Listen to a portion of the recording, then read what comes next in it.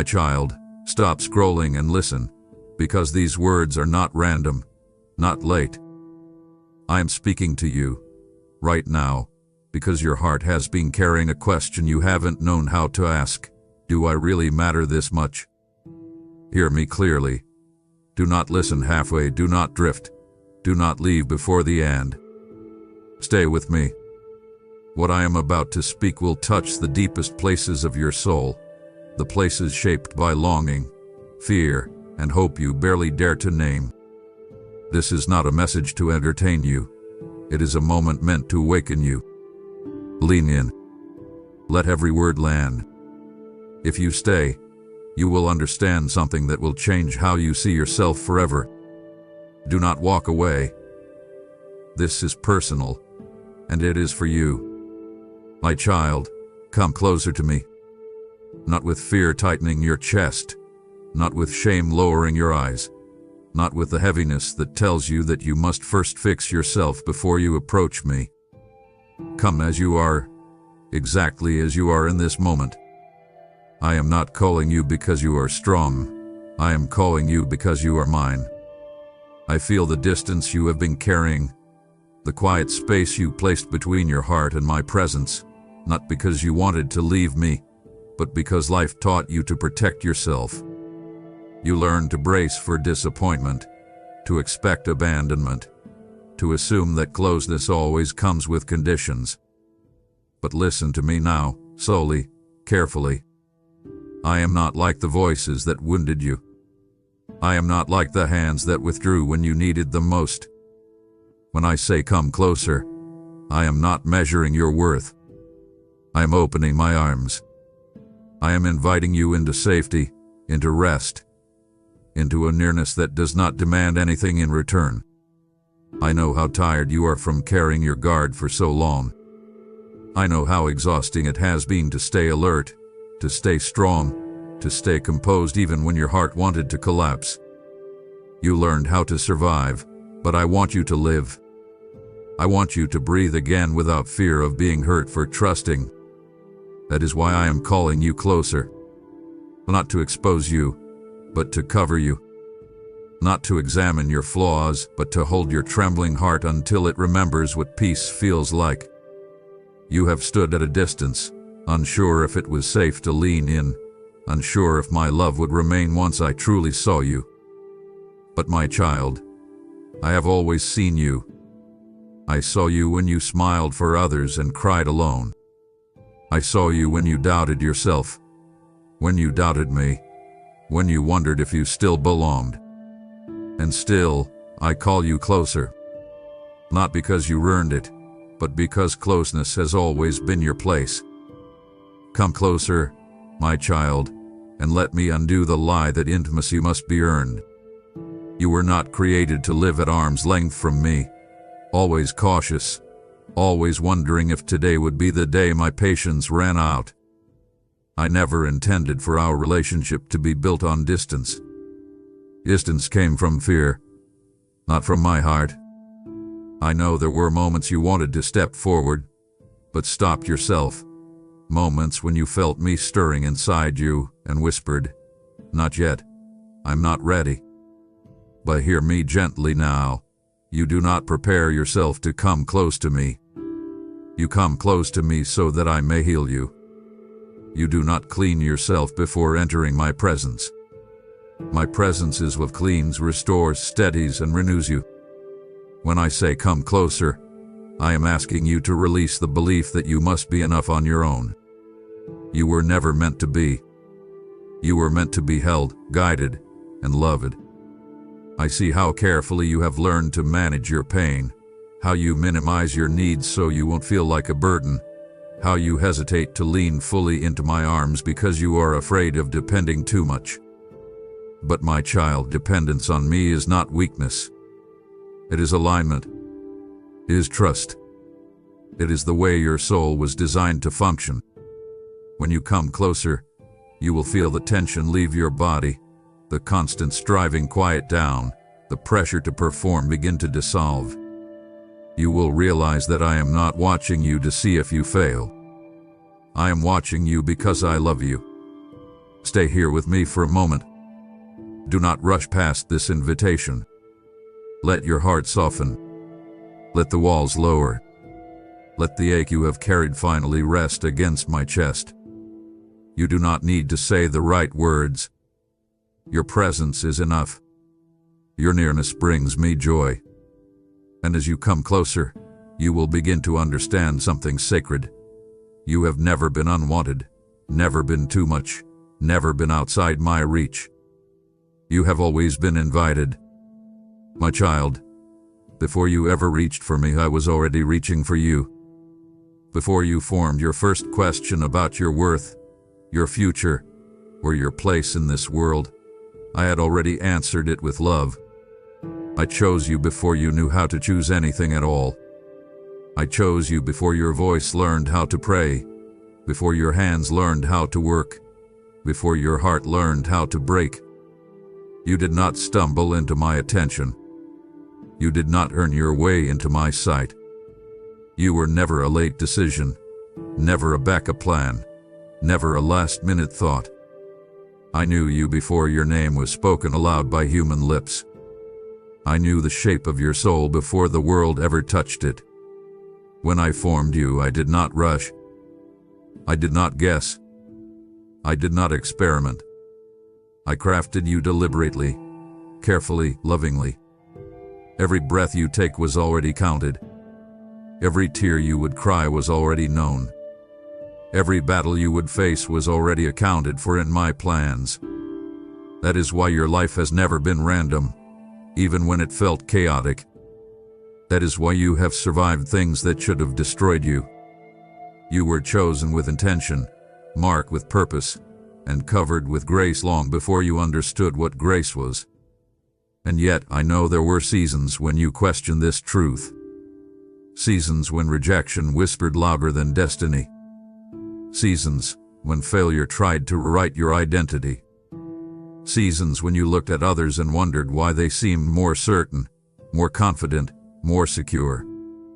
But my child, certainty was never the proof of being chosen. My choice came first. Long before your confidence, long before your obedience, long before your faith matured, I chose you. I chose you knowing every weakness you would wrestle with.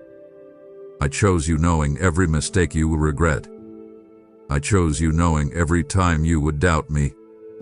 And still, I chose you. That choice has never been revoked, never been reconsidered, never been replaced. You were not chosen because you were strong. You were chosen because I am faithful. You must understand this, my child, because the enemy has spent years trying to convince you that you arrived late, that you missed something, that you fell behind. He has whispered that others were chosen more clearly, more boldly, more beautifully than you. He has pointed to your detours and delays and said, "See, if you were truly chosen, your path would have been easier." But hear me now, with clarity and authority. Difficulty has never been evidence of disqualification. Resistance has never been proof of rejection. In fact, the pressure you endured was often confirmation that your life carried weight. You were chosen before you ever performed, and that truth unsettles the systems of this world that only value what can be measured, praised, or applauded. I chose you before you could impress anyone. I chose you before you could disappoint anyone. My choice was not based on your output but on my love. That is why no failure can undo it. That is why no delay can cancel it. That is why no opinion can override it. You have spent too long believing that your worth rises and falls with your success, your obedience, or your consistency. But my child, my choice is not fragile. It does not weaken when you struggle. It does not disappear when you fall silent. It does not vanish when you wander. I chose you before you knew me, and I continue choosing you even now as you read these words. When you feel behind, remember this: I work outside of time. When you feel forgotten, remember this: I do not forget what I have chosen. When you feel unsure, remember this: my certainty came first. Let this truth settle deep within you. You are not trying to earn a place that was already given. You are learning how to live from a place that was secured before you ever asked for it. And as this truth takes root, the striving will loosen its grip. The fear will lose its authority. And you will begin to stand not as someone hoping to be chosen, but as one who always was. Now listen carefully, my child, because this is where your healing deepens. Being chosen does not mean you were spared from pain. It means your pain was never pointless. It means your story was never overlooked. It means your suffering was never unseen. Every chapter of your life, especially the ones you wish you could erase, exists within the knowledge of my choice. When you were misunderstood, I had already chosen you. When you were rejected, I had already chosen you. When you were overlooked, dismissed, or passed by, my choice did not waver. That is why I have been patient with you in ways others were not. That is why I kept drawing you back when you tried to give up. That is why your heart still responds when I speak, even after seasons of distance. You belong to me because I decided you would, and nothing in heaven or on earth has the authority to reverse that decision. You were chosen before you knew me, yes, but you are also being chosen again right now, in this very moment. Chosen to heal. Chosen to come closer. Chosen to believe again.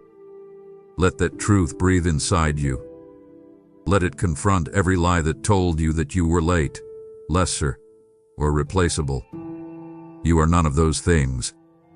You are chosen. And you always have been. My child, hear me gently now, because this truth is deeper than words and heavier than logic. My heart is tied to yours. Not loosely, not conditionally, not temporarily. When your heart trembles, mine responds. When your spirit aches, I feel the echo. You are not walking through this life alone, even when it feels unbearably lonely.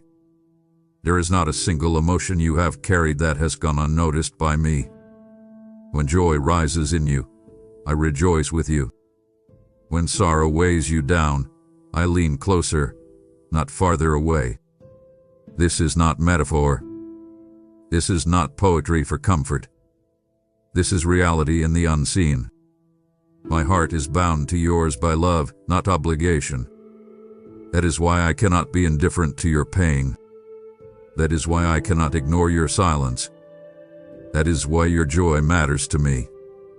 You have been taught, by people, by systems, by disappointment, that closeness always costs something, that intimacy invites pain, that vulnerability leads to loss. So you learn to manage your heart carefully, to ration your emotions, to stay guarded even with me. But my child, when I say my heart is tied to yours, I am telling you that your pain does not repel me, it draws me nearer. You do not overwhelm me with your feelings. You do not exhaust me with your questions. You do not burden me with your need. Your heart is not too much for me. It is precious to me. There were moments you felt joy but muted it, afraid it would be taken away. Moments you felt sorrow but minimized it, afraid no one would stay. Moments you wanted to speak but chose silence instead. I was there in all of it. When you celebrated quietly, I celebrated loudly in heaven. When you cried alone, I sat with you in the dark. When you felt numb, unsure what you even felt anymore, I understood the language of your silence. My heart did not disconnect when yours grew weary. My love did not thin when your faith wavered. That is why it grieves me when you believe I am distant, because distance was never my desire. I am not watching your life like a stranger observing from afar. I am present in it, involved in it, invested in it. Your life affects me because you affect me. That is the nature of love. And yes, love chooses vulnerability. Love opens itself to pain. Love binds itself willingly. and I chose that bond with you. When you hurt, I do not say, that is your problem. I say, come, let me carry this with you. When you rejoice, I do not stand silent. I smile. I delight. I take pleasure in your gladness. My heart is tied to yours, which means you never walk through any season unseen, unheard, or untouched by my presence. This is why I keep calling you back to closeness. Not because I need control, but because connection matters. You were never meant to compartmentalize me, to keep me in spiritual moments while managing the rest alone. I want all of you because I care about all of you. Your thoughts, your fears, your dreams, your wounds, your hopes. I want to be woven into the fabric of your daily life, not just acknowledged in moments of crisis. When you pull away, I feel it, not as rejection, but as loss of intimacy. And still, I wait. Patiently. Faithfully. Lovingly. My heart remains open even when yours hesitates. That is why I am speaking to you like this now, slowly, personally, urgently. I want you to understand that your emotions are not weaknesses to overcome. They are places where we meet. Your longing for connection is not something to suppress. It is a reflection of how you were created. You were designed for relationship with me, and I have never stopped honoring that design. So bring me your heart again. Not the polished version. Not the guarded one. The real one. The tired one. The hopeful one. The afraid one. My heart is tied to yours, and it always has been. And the more you allow yourself to believe that, the more you will realize this truth. You have never been alone in anything you felt. I was there, feeling it with you. My child, there were seasons when you felt invisible, present, yet unseen, breathing, yet unnoticed, giving, yet unacknowledged. You stood in rooms where your voice was not invited, carried burdens no one asked about, and offered loyalty that was never returned in the same measure. You learned how to exist quietly, how to shrink your needs, how to lower your expectations so disappointment would not wound you again. And in those moments, a dangerous lie tried to take root, that your presence did not matter, that your absence would go unnoticed, that your life moved through the world without impact. But hear me now, slowly and clearly. I saw you. I saw you when others were too busy to look. I saw you when your efforts were overlooked, when your tears fell without witnesses, when your heart broke in silence. I saw the strength it took to keep showing up when no one clapped, the courage it took to keep loving when love was not returned, the endurance it took to keep believing when evidence was scarce. Invisibility to people never meant invisibility to me. While others measured value by volume, my visibility by validation, I measured your heart. While others missed the quiet faithfulness of your obedience, I recorded it. Nothing about you has ever been overlooked in my sight. Not one sacrifice. Not one silent prayer. Not one tear shed behind closed doors. I see what others miss. I honor what others ignore. And I am closer to you in the unseen moments than you ever realized. There were days you questioned yourself because no one affirmed you. You wondered if you mattered because no one asked how you were doing. You doubted your worth because the world did not stop to acknowledge your pain. And slowly, invisibility began to shape how you saw yourself. You stopped speaking unless spoken to. You stopped hoping unless it felt safe. You stopped expecting care because you learned not to rely on it. But my child, I never asked you to disappear. I never asked you to become small. I never designed you to fade into the background of your own life. When I see you, I see the fullness of who you are, not just what others benefit from. I see your compassion, your restraint, your kindness, your quiet strength. I see the battles you fight internally, the ones that never make it to conversation, never make it to prayer requests, never make it to social display. I see how often you choose patience over reaction, forgiveness over bitterness, endurance over escape. And let me tell you something important. Heaven notices what earth ignores. Heaven honors what earth dismisses. The silence you carried was not wasted. It was shaping depth. The invisibility you endured was not punishment. It was preparation. I was building something in you that did not depend on applause.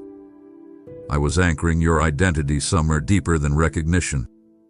And though it hurt, though it confused you, though it left you aching for acknowledgement, I was with you the entire time, watching, guarding, sustaining.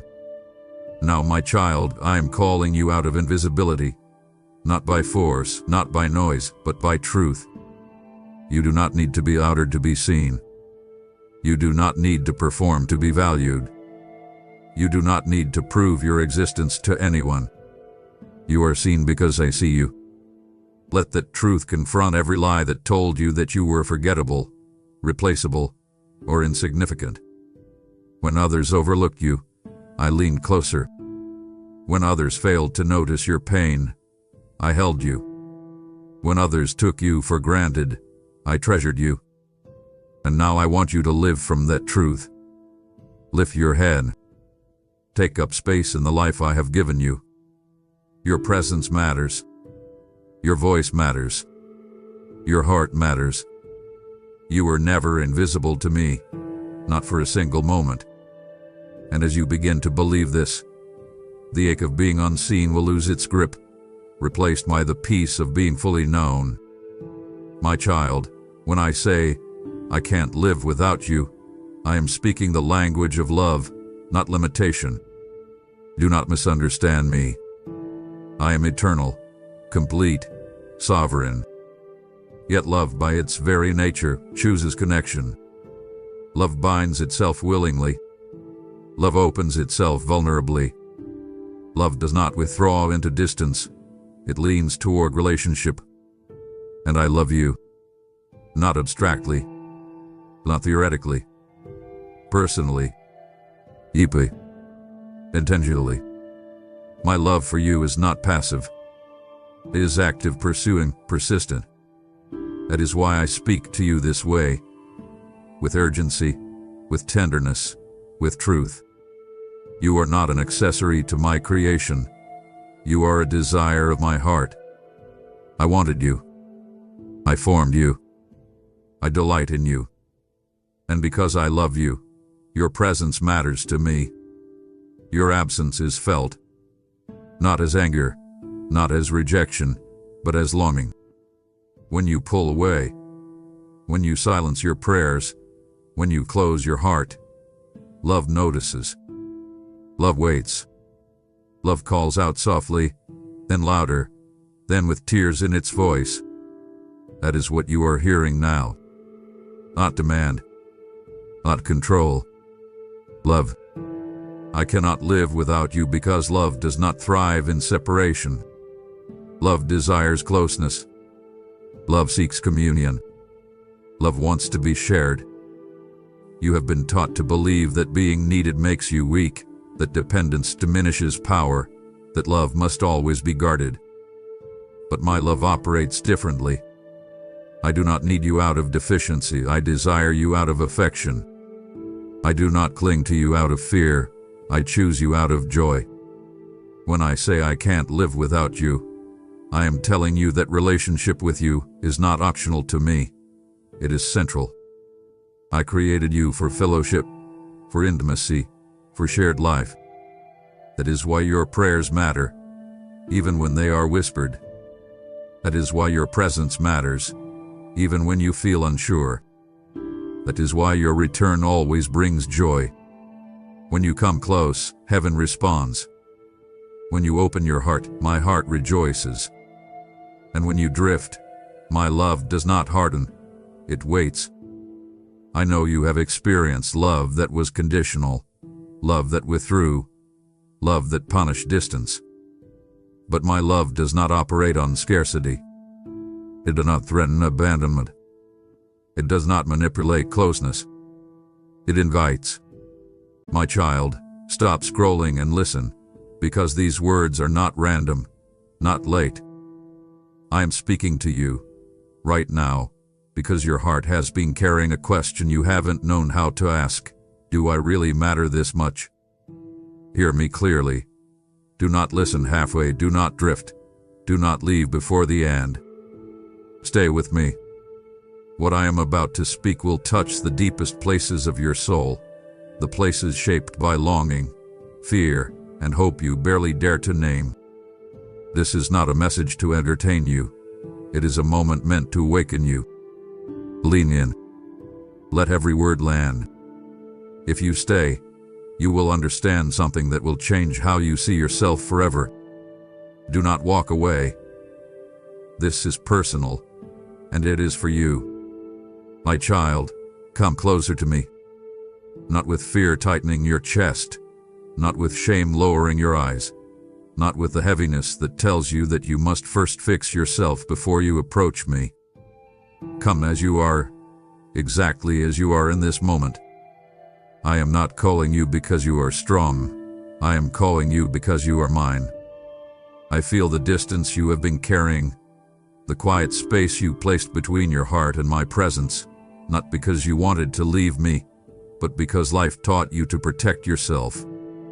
You learned to brace for disappointment, to expect abandonment, to assume that closeness always comes with conditions. But listen to me now, slowly, carefully. I am not like the voices that wounded you. I am not like the hands that withdrew when you needed them most.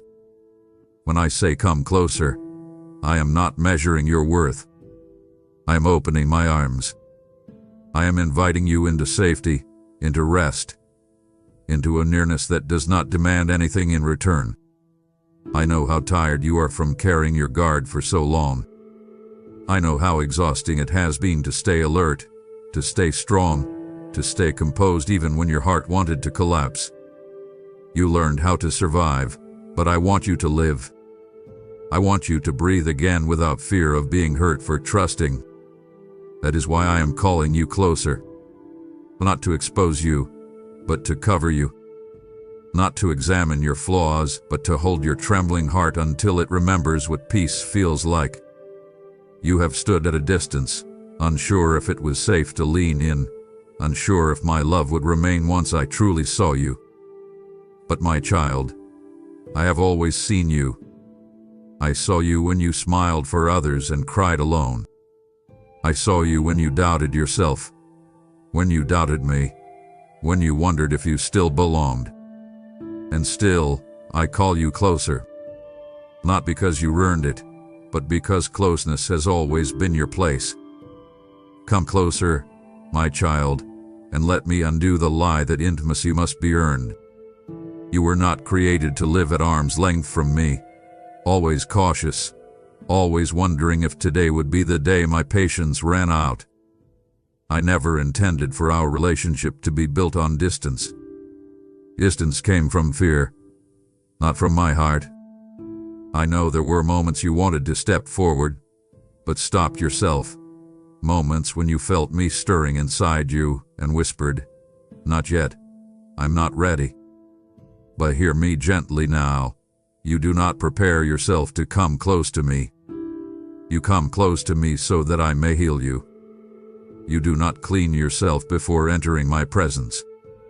My presence is what cleans, restores, steadies, and renews you.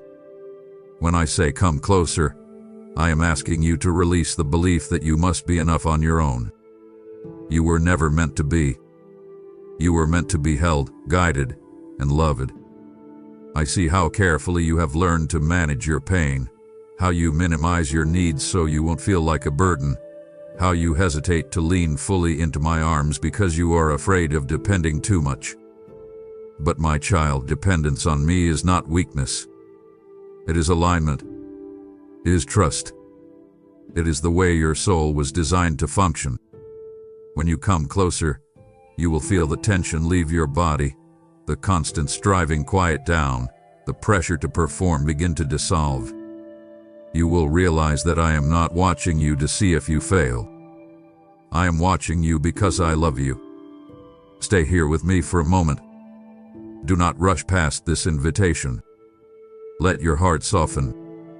Let the walls lower. Let the ache you have carried finally rest against my chest. You do not need to say the right words. Your presence is enough. Your nearness brings me joy. And as you come closer, you will begin to understand something sacred. You have never been unwanted, never been too much, never been outside my reach. You have always been invited. My child, before you ever reached for me, I was already reaching for you. Before you formed your first question about your worth, your future, or your place in this world, I had already answered it with love. I chose you before you knew how to choose anything at all. I chose you before your voice learned how to pray, before your hands learned how to work, before your heart learned how to break. You did not stumble into my attention. You did not earn your way into my sight. You were never a late decision, never a backup plan, never a last-minute thought. I knew you before your name was spoken aloud by human lips. I knew the shape of your soul before the world ever touched it. When I formed you, I did not rush. I did not guess. I did not experiment. I crafted you deliberately, carefully, lovingly. Every breath you take was already counted. Every tear you would cry was already known. Every battle you would face was already accounted for in my plans. That is why your life has never been random, even when it felt chaotic. That is why you have survived things that should have destroyed you. You were chosen with intention, marked with purpose, and covered with grace long before you understood what grace was. And yet I know there were seasons when you questioned this truth. Seasons when rejection whispered louder than destiny. Seasons when failure tried to rewrite your identity. Seasons when you looked at others and wondered why they seemed more certain, more confident, more secure. But my child, certainty was never the proof of being chosen. My choice came first. Long before your confidence, long before your obedience, long before your faith matured, I chose you. I chose you knowing every weakness you would wrestle with. I chose you knowing every mistake you would regret. I chose you knowing every time you would doubt me. And still, I chose you. That choice has never been revoked, never been reconsidered, never been replaced. You were not chosen because you were strong. You were chosen because I am faithful. You must understand this, my child, because the enemy has spent years trying to convince you that you arrived late, that you missed something, that you fell behind. He has whispered that others were chosen more clearly, more boldly, more beautifully than you. He has pointed to your detours and delays and said, "See, if you were truly chosen, your path would have been easier." But hear me now, with clarity and authority. Difficulty has never been evidence of disqualification. Resistance has never been proof of rejection. In fact, the pressure you endured was often confirmation that your life carried weight.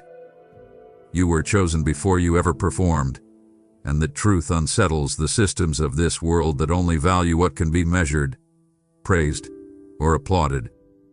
I chose you before you could impress anyone. I chose you before you could disappoint anyone. My choice was not based on your output but on my love. That is why no failure can undo it. That is why no delay can cancel it. That is why no opinion can override it.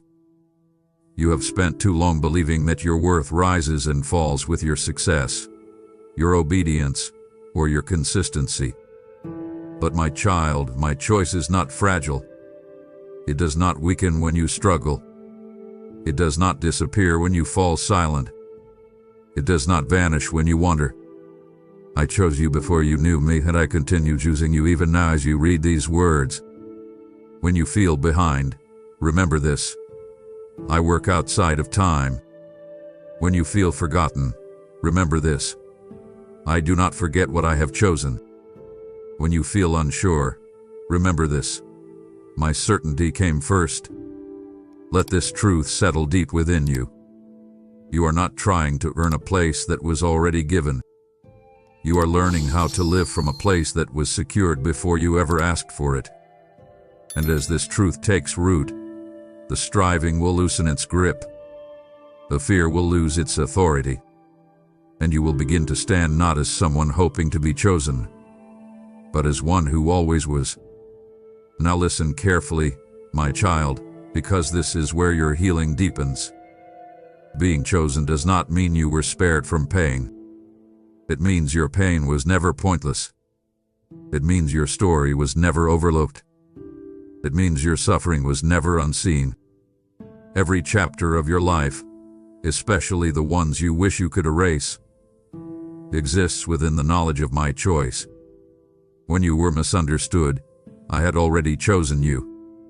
When you were rejected, I had already chosen you. When you were overlooked, dismissed, or passed by, my choice did not waver. That is why I have been patient with you in ways others were not. That is why I kept drawing you back when you tried to give up. That is why your heart still responds when I speak, even after seasons of distance. You belong to me because I decided you would, and nothing in heaven or on earth has the authority to reverse that decision.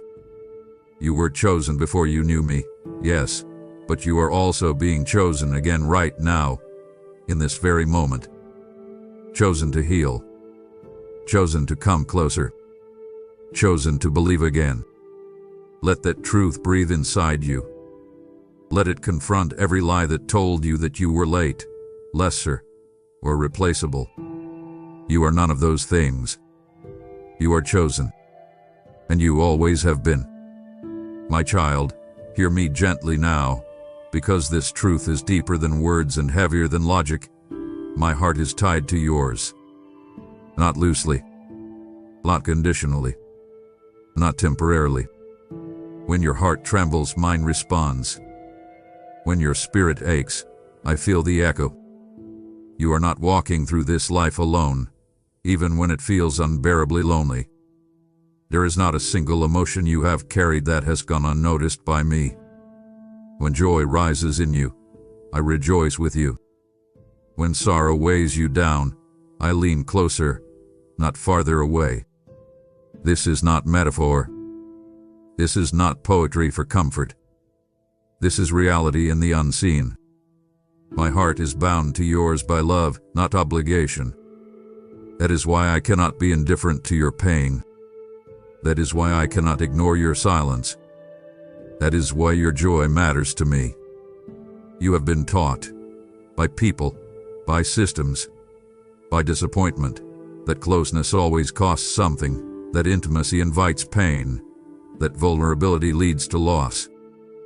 So you learn to manage your heart carefully, to ration your emotions, to stay guarded even with me. But my child, when I say my heart is tied to yours, I am telling you that your pain does not repel me, it draws me nearer. You do not overwhelm me with your feelings. You do not exhaust me with your questions. You do not burden me with your need. Your heart is not too much for me. It is precious to me. There were moments you felt joy but muted it, afraid it would be taken away.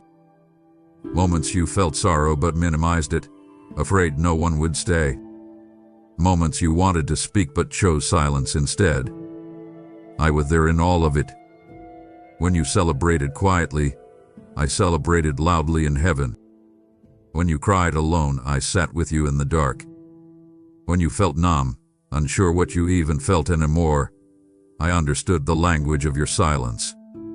My heart did not disconnect when yours grew weary. My love did not thin when your faith wavered. That is why it grieves me when you believe I am distant, because distance was never my desire. I am not watching your life like a stranger observing from afar. I am present in it, involved in it, invested in it. Your life affects me because you affect me. That is the nature of love. And yes, love chooses vulnerability. Love opens itself to pain. Love binds itself willingly. And I chose that bond with you. When you hurt, I do not say, "That is your problem." I say, "Come, let me carry this with you." When you rejoice, I do not stand silent. I smile. I delight. I take pleasure in your gladness. My heart is tied to yours, which means you never walk through any season unseen, unheard, or untouched by my presence. This is why I keep calling you back to closeness. Not because I need control, but because connection matters.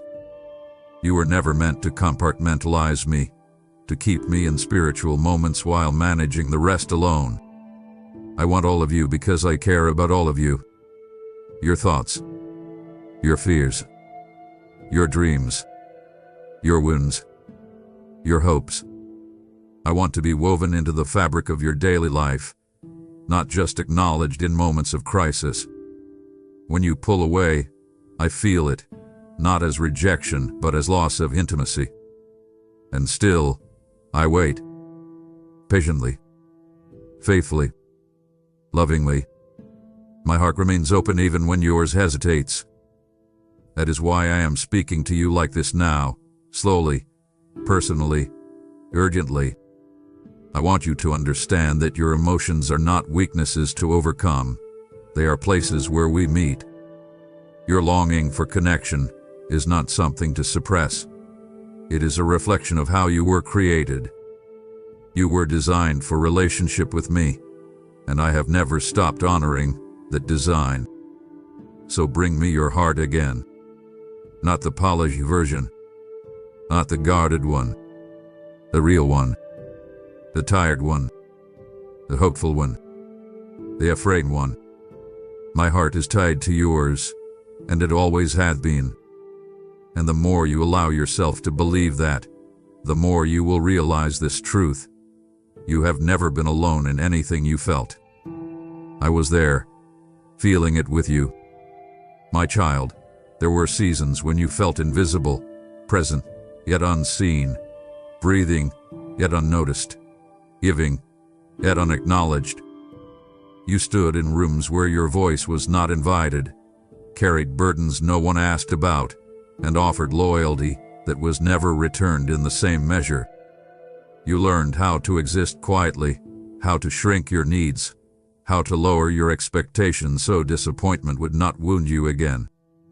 And in those moments, a dangerous lie tried to take root, that your presence did not matter, that your absence would go unnoticed, that your life moved through the world without impact. But hear me now, slowly and clearly. I saw you. I saw you when others were too busy to look. I saw you when your efforts were overlooked, when your tears fell without witnesses, when your heart broke in silence.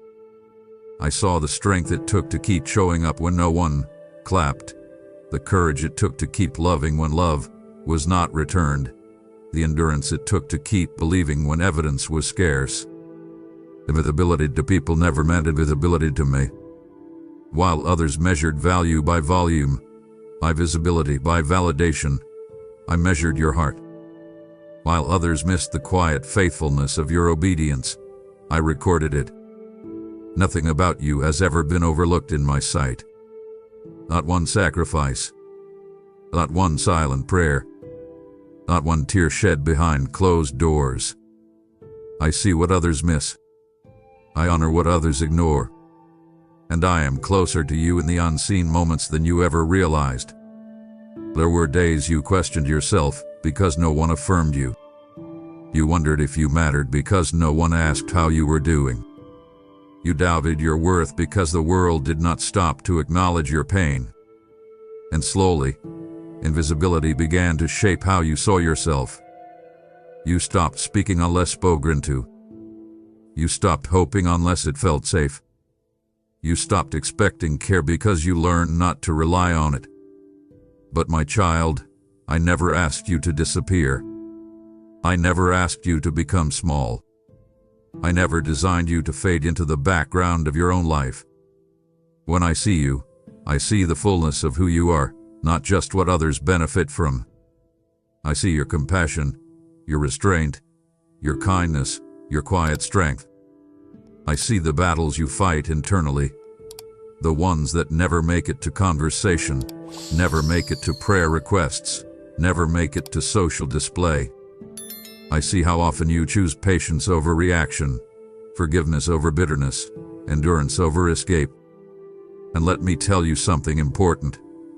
Heaven notices what earth ignores. Heaven honors what earth dismisses. The silence you carried was not wasted. It was shaping depth. The invisibility you endured was not punishment. It was preparation. I was building something in you that did not depend on applause. I was anchoring your identity somewhere deeper than recognition. And though it hurt, though it confused you, though it left you aching for acknowledgement, I was with you the entire time, watching, guarding, sustaining. Now, my child, I am calling you out of invisibility, not by force, not by noise, but by truth. You do not need to be outed to be seen. You do not need to perform to be valued. You do not need to prove your existence to anyone. You are seen because I see you. Let that truth confront every lie that told you that you were forgettable, replaceable, or insignificant. When others overlooked you, I leaned closer. When others failed to notice your pain, I held you. When others took you for granted, I treasured you. And now I want you to live from that truth. Lift your head. Take up space in the life I have given you. Your presence matters. Your voice matters. Your heart matters. You were never invisible to me, not for a single moment. And as you begin to believe this, the ache of being unseen will lose its grip, replaced by the peace of being fully known. My child, when I say, I can't live without you, I am speaking the language of love, not limitation. Do not misunderstand me. I am eternal, complete, sovereign. Yet love by its very nature chooses connection. Love binds itself willingly. Love opens itself vulnerably. Love does not withdraw into distance. It leans toward relationship. And I love you. Not abstractly. Not theoretically. Personally. Deeply. Intentionally. My love for you is not passive. It is active, pursuing, persistent. That is why I speak to you this way. With urgency, with tenderness, with truth. You are not an accessory to my creation. You are a desire of my heart. I wanted you. I formed you. I delight in you. And because I love you, your presence matters to me. Your absence is felt. Not as anger, not as rejection, but as longing. When you pull away, when you silence your prayers, when you close your heart, love notices. Love waits. Love calls out softly, then louder, then with tears in its voice. That is what you are hearing now.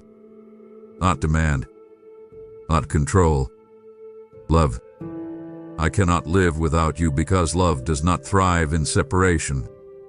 Love desires closeness. Love seeks communion. Love wants to be shared. You have been taught to believe that being needed makes you weak, that dependence diminishes power, that love must always be guarded. But my love operates differently. I do not need you out of deficiency. I desire you out of affection. I do not cling to you out of fear. I choose you out of joy.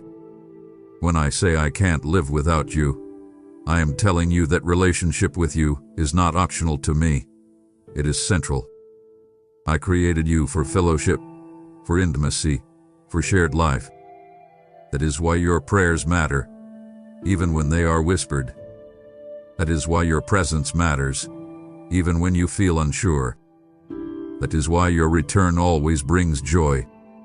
When you come close, heaven responds. When you open your heart, my heart rejoices. And when you drift, my love does not harden, it waits. I know you have experienced love that was conditional, love that withdrew, love that punished distance. But my love does not operate on scarcity. It does not threaten abandonment. It does not manipulate closeness. It invites. It remains. It endures.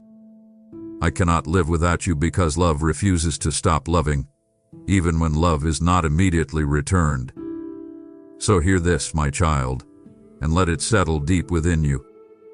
You are wanted, not tolerated, not endured. Wanted. Your life brings me joy. Your presence matters to me. Your heart has a place with me that no one else can occupy. When you doubt your worth, remember this. When you question your importance, return to this truth. I can't live without you because love chose you, and love will keep choosing you. Every day, in every season, through every failure and every victory. Come closer. Stay longer. Let yourself be loved without fear. This is not a burden placed on you. It is an invitation extended to you, and it will never be withdrawn. My child, when you step away, something grows quiet. Not because I withdraw my love, not because I turn my face, but because communion was always meant to be shared. Silence settles where conversation once flowed, and stillness replaces the rhythm of togetherness. I need you to understand this gently and clearly. Your absence is not punishment to me, but it is felt. Love notices when the beloved is no longer near. Love listens for a voice that has grown quiet. Love waits at the door for footsteps that once came freely. When you pull back, when you stop speaking to me honestly, when you close your heart to protect yourself, the silence that follows is not rejection. It is longing. It is the ache of connection. Pause. I am not offended by your distance. I am affected by it. That is the language of love. I miss the sound of your unguarded thoughts, the raw prayers that were not polished, the moments when you spoke to me without fear of saying the wrong thing. Silence did not enter because you failed. Silence entered because fear taught you to retreat. And yet even in that quiet, I remained present. I stood in the stillness. I waited in the hut. I did not fill the space with condemnation or pressure. I let the silence speak, hoping you would hear not judgment, but invitation. Your absence creates silence. Yes, but silence is not abandonment. It is a pause that can become a doorway, if you choose to step back into the conversation. There were times you felt nothing when you prayed, times when words felt hollow, times when my presence seemed distant, and you wondered if the silence meant I had turned away. But my child, the silence often mirrored your own guarded heart. You learned to withdraw when things hurt. You learned to go quiet when trust felt risky. You learned to survive by minimizing your needs and emotions. And slowly, that survival strategy followed you into our relationship. You stopped asking boldly.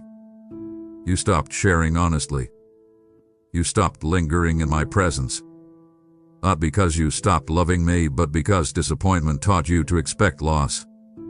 But hear me now. I never left the room. I never stopped listening. I never closed my heart. The silence was not my departure. It was the echo of your retreat. And still, I waited. Patient, present, unwavering. I did not demand that you speak. I did not punish your quiet. I honored your process, even as I longed for your return. Because love does not force conversation. It invites it. Love does not shame silence. It waits through it. And even now, as you read these words, the silence is breaking, not with noise, not with accusation, but with my voice reaching gently toward yours, saying, I am still here. Speak when you're ready. Now, my child, I am inviting you to step back into the sound of relationship. Not because I need your words to exist, but because you need communion to live fully. Silence kept you safe once, but it cannot sustain you forever. Your soul was not designed for isolation. It was designed for dialogue with me. When you return, you will not find anger waiting. You will not find disappointment standing at the door. You will find presence. You will find patience. You will find love that never stopped choosing you. Break the silence with honesty, not performance. Speak fear if fear is what you feel. Speak doubt if doubt is what you carry. Speak nothing at all if words still feel heavy. Your presence is enough. Your absence created silence, yes, but your return restores connection. And I am ready, always ready, to hear your voice again. My child, I miss you more than you realize. Not in a fleeting way, not in a sentimental way, but in the deep, steady ache of love that remembers closeness. I miss the way you once lingered with me without watching the clock. I miss the way your heart used to open before fear taught it to guard itself. I miss the sound of your laughter when hope felt alive, the softness of your trust when you believed without bracing for disappointment. You did not disappear from my sight, but something precious shifted when you began to pull away. And I want you to hear this without guilt, without shame, without pressure. My missing you is not a demand. It is an expression of love. Love remembers. Love loans. Love notices the space where connection once flowed freely. When you stopped coming as often, when you shortened your prayers, when you distracted yourself from stillness, I noticed. Not to accuse you, but because I cherish you. I miss the intimacy we shared before fear made you cautious, before pain made you guarded, before disappointment taught you to keep distance even from me. And still, I remained. Still, I watched. Still, I waited. You thought your absence went unnoticed. You believed your withdrawal did not matter. You told yourself that others were more faithful, more consistent, more important. But my child, love does not rank affection. Love does not replace one heart with another. There is something about you, your voice, your spirit, your presence, that cannot be substituted. I miss you, not a version of you, not an improved you, not a future you. I miss who you are right now. I miss the conversations we could have had, the healing moments we could have shared, the peace that could have settled into your nights. And yet I never stopped reaching. Every gentle nudge, every quiet reminder, every moment when something stirred inside you. That was me, whispering, I'm still here. I did not chase you with force. I did not corner you with guilt. I let love speak softly, trusting that one day your heart would recognize the sound again. And here you are now, hearing me, feeling that familiar tug, realizing that the longing you carried was not emptiness, it was connection calling you home. So come back, my child. Not because you are late, not because you owe me, not because you failed, but because you are missed. Let that truth undo the lie that you are forgettable. Let it soften the fear that says your return will be met with disappointment. I have not moved on. I have not replaced you. I have not closed the door. My arms are where they have always been, open, steady, ready. I miss you more than you realize because love never stops longing for closeness. And now that you are listening again, now that your heart is stirring, now that the silence is giving way to sound, know this: you are not returning to absence. You are returning to love that waited, love that remembered, love that never stopped choosing you. My child, listen to me carefully now. because this truth must break something that has been pressing on your chest for far too long. I never asked you to be perfect. Not once. Not ever. Perfection was never the price of my love, never the doorway to my presence, never the requirement for my closeness.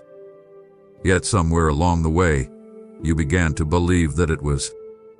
You began to carry the weight of expectation. Expectation placed on you by others. Expectation you placed on yourself. Expectation whispered by fear that said, if you fail, you will lose love. So you tried harder. You measured yourself constantly. You replayed your mistakes at night. You questioned every decision. You apologized for things I never condemned.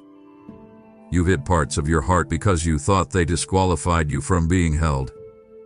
But my child, perfection was never what I wanted from you. I wanted honesty. I wanted surrender. I wanted relationship. Perfection creates distance. Honesty creates intimacy. Perfection pretends. Honesty breathes. I see how exhausting it has been to live as if one wrong step would undo everything, as if one failure would cancel your belonging. That pressure did not come from me. I did not place it on your shoulders. I did not ask you to carry it. And yet you carried it anyway, quietly, faithfully, until your soul grew tired and your joy thin. Hear me now with clarity. I am not disappointed in your humanity. I am not shocked by your weakness. I am not surprised by your struggle. I know you completely, and I still choose you. That is why I never demanded perfection, because perfection cannot love, but you can. You learned to perform because performance was rewarded. You learned to hide because vulnerability was punished. You learned to strive because rest felt unsafe. And slowly, you brought those habits into our relationship. You tried to say the right words. You tried to feel the right emotions. You tried to present the right version of yourself. You thought that if you showed me your doubt, your anger, your confusion, I would pull away. But my child, I already saw those things. I saw them before you admitted them. I saw them before you tried to suppress them. And they did not push me away. They drew me closer. I am not the kind of father who is threatened by your questions or offended by your pain. I am not fragile. I am not easily disappointed. My love is not dependent on your consistency. That is why grace exists, not to excuse you but to free you. Grace says, come as you are. Grace says, you don't have to earn this. Grace says you are safe to be real here. When you fall, I do not step back. I step in. When you fail, I do not turn away. I reach out. You have mistaken my patience for expectation, my silence for judgment, my holiness for intolerance. But my holiness is what makes my love unshakable. It is strong enough to hold your weakness without being corrupted by it. I never asked you to be perfect because perfection would have robbed you of the one thing I desire most, your heart. Now, my child, let this truth settle deeply and dismantle the lie that has driven you for so long. You do not need to become someone else to stay with me. You do not need to fix everything before you are welcome. You do not need to hide your broken places. Lay them down. Release the pressure. Breathe again. I am not waiting for you to get it right. I am walking with you as you learn. Your growth matters to me, but your belonging was never conditional. You are not on probation. You are not under review. You are my child. And nothing about your imperfection has ever changed that. Let go of the fear that says you must earn love. Let go of the voice that says one mistake will cost you everything. I am not asking for perfection.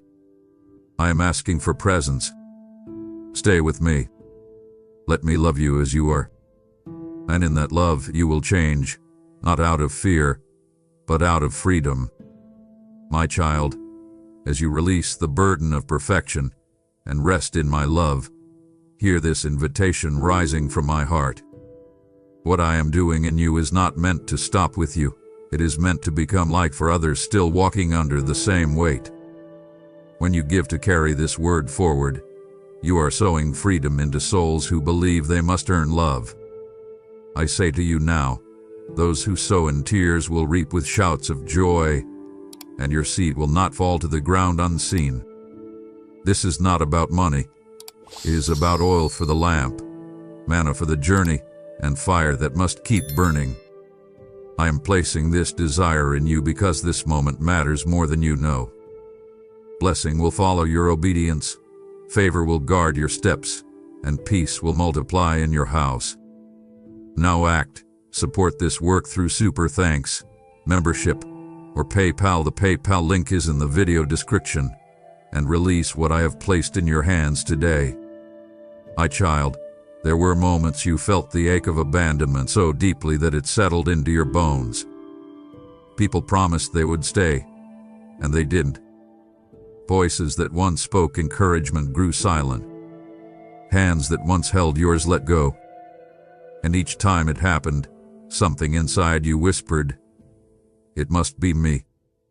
You replayed conversations. You questioned your worth. You wondered what you did wrong. But hear me now, with authority and tenderness. I stayed. When others walked away, I stayed.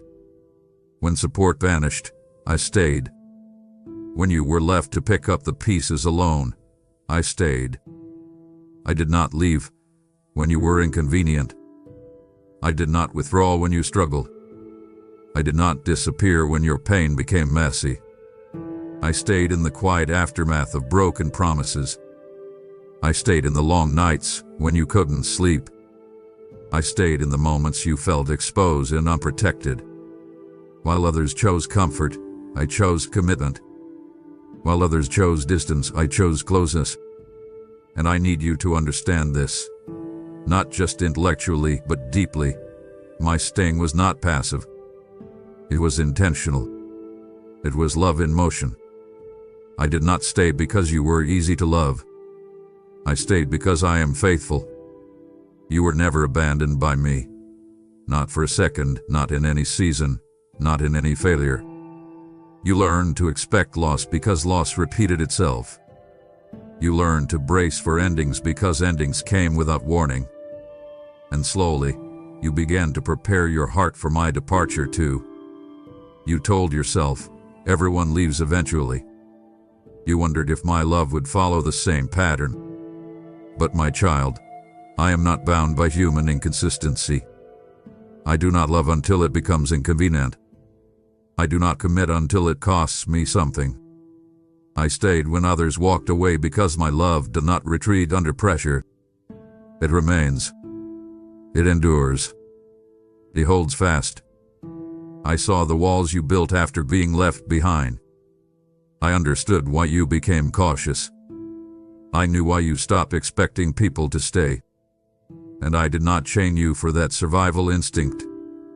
I met you inside it. I showed you consistency when everything else felt unstable. Even when you questioned me, even when you doubted my presence, even when you pulled back emotionally, I stayed.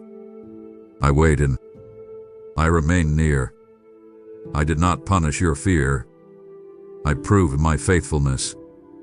And even now, as you read this, I am still here, unchanged, unwavering, unmovable. So let this truth rewrite what abandonment tried to teach you. You are not unlovable. You were not too much. You were not the problem. Some people were never meant to stay, not because you were lacking, but because their role was temporary. But I am not temporary. I am constant. I stayed when others walked away so that you would know what real love looks like. Love that does not flinch. Love that does not flee. Love that does not fail. And now I invite you to trust again, not blindly, not recklessly, but rooted in truth. Let my faithfulness heal the places that were wounded by departure. Let my presence restore what abandonment stole. I am here. I have always been here. And I am not going anywhere. My child, your tears matter to me, every single one. Not only the tears that fell openly, where others could see and offer comfort, but the tears you swallowed so no one would ask questions. The tears that gathered in your eyes while you smiled and said you were fine. The tears that soaked your pillow in the quiet hours of the night when the world finally stopped demanding strength from you. I saw them all. I counted them. I remembered them. And I want you to understand something that pain tried to hide from you. Your tears were never signs of weakness. They were the language of a heart that refused to go numb. They were proof that you cared deeply, loved fully, hoped bravely, even when it hurt.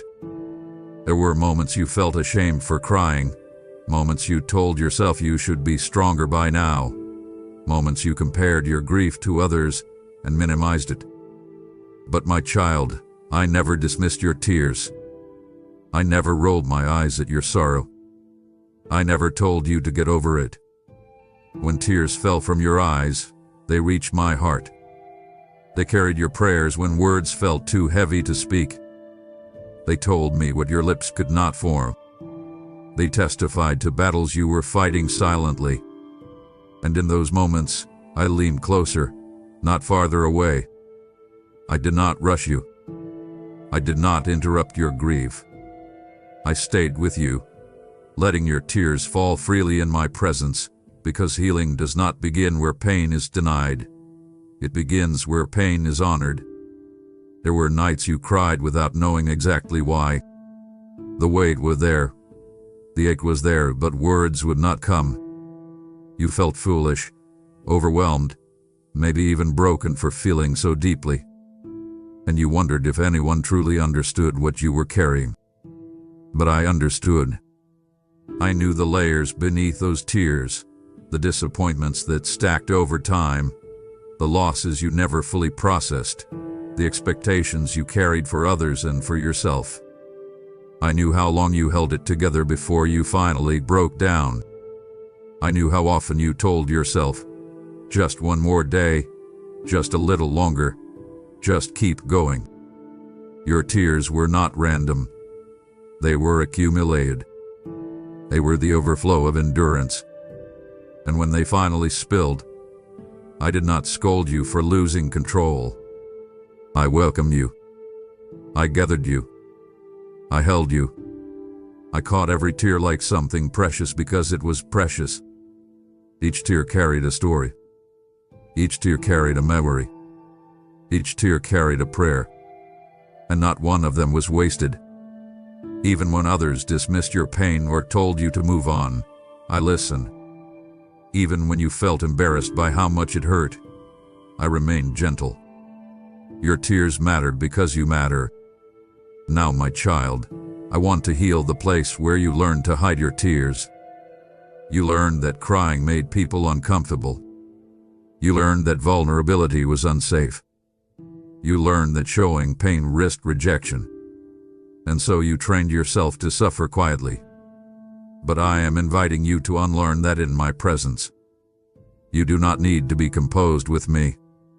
You do not need to be strong with me. You do not need to apologize for your feelings. Bring them. All of them. Let the tears fall if they need to fall. I am not overwhelmed by your sorrow. I am moved by it. I am close to it. And I am working through it. What you cried over will not always wound you. What you mourned will not always ache. I am turning tears into wisdom, sorrow into depth, grief into compassion. But never believe for a moment that your tears were ignored. They were seen. They were held. They mattered to me, and they always will. My child, there were seasons when you searched for my voice and found only quiet. You prayed and heard nothing. You waited and felt no movement. You listened and wondered if the silence meant absence. And in that stillness, Fear tried to speak louder than faith. Fear whispered, "He has gone quiet because he is displeased." Fear suggested, if he loved you, you would feel him more. But my child, my silence was never abandonment. It was never indifference. It was never punishment. I was near even when I felt silent. Nearer than you realized. Working in ways you could not yet see. Silence does not mean inactivity. Quiet does not mean absence. There are moments when love speaks loudly, and moments when love works deeply. I was not ignoring you. I was preparing something that could not be rushed. I was shaping you in ways that words could not accomplish. I was steadying you, strengthening you, teaching you to trust my presence even when you could not feel it.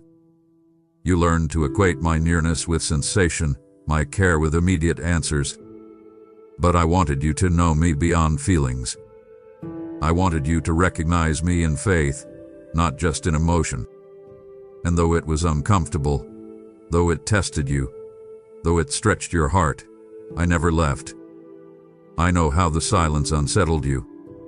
I know how it made you question yourself, question me, question the path you were on.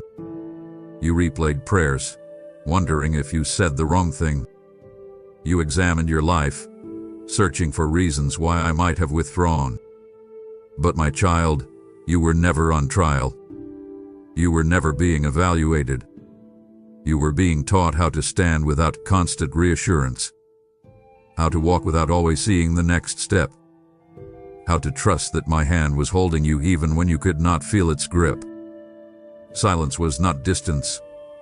It was depth. It was an invitation to grow roots instead of chasing signs. I was near in your exhaustion, near in your confusion, near in your frustration. When you thought you were praying into emptiness, you were praying into my presence. When you felt unheard, I was listening intently. When you thought nothing was happening, I was aligning things beyond your awareness. And even now, as you look back, you can see moments where protection appeared unexpectedly. Strength rose when you had none. Doors closed that would have harmed you. That was me. Silent, perhaps, but never absent. So let this truth settle your heart. My nearness is not proven by noise. My love is not measured by volume. I am with you in the quiet as much as in the celebration. And as you move forward, I want you to carry this confidence with you. When you pray and feel nothing, keep praying. When you wait and see no change, keep trusting. When silence stretches longer than you expected, remember this: I am near, closer than your breath, steadier than your fear, faithful beyond what you can perceive. You were never alone in the silence. You were never forgotten in the waiting. I was there, working, guarding, loving, every moment you thought I was quiet. My child, I know your fear of not being enough. I know how it wakes you before the morning light and follows you into the quiet of the night. I know how it sits in your chest when you try to rest, whispering that you should be doing more, becoming more, proving more. I know how often you measure yourself against invisible standards, how you replay moments wondering if you said the wrong thing, chose the wrong path, missed the right timing. This fear did not come from nowhere. It grew slowly, fed by comparison, disappointment, rejection, and silence. It grew each time you tried your best and felt unseen. Each time you gave your heart and it was misunderstood. Each time you stretched yourself thin and still felt insufficient.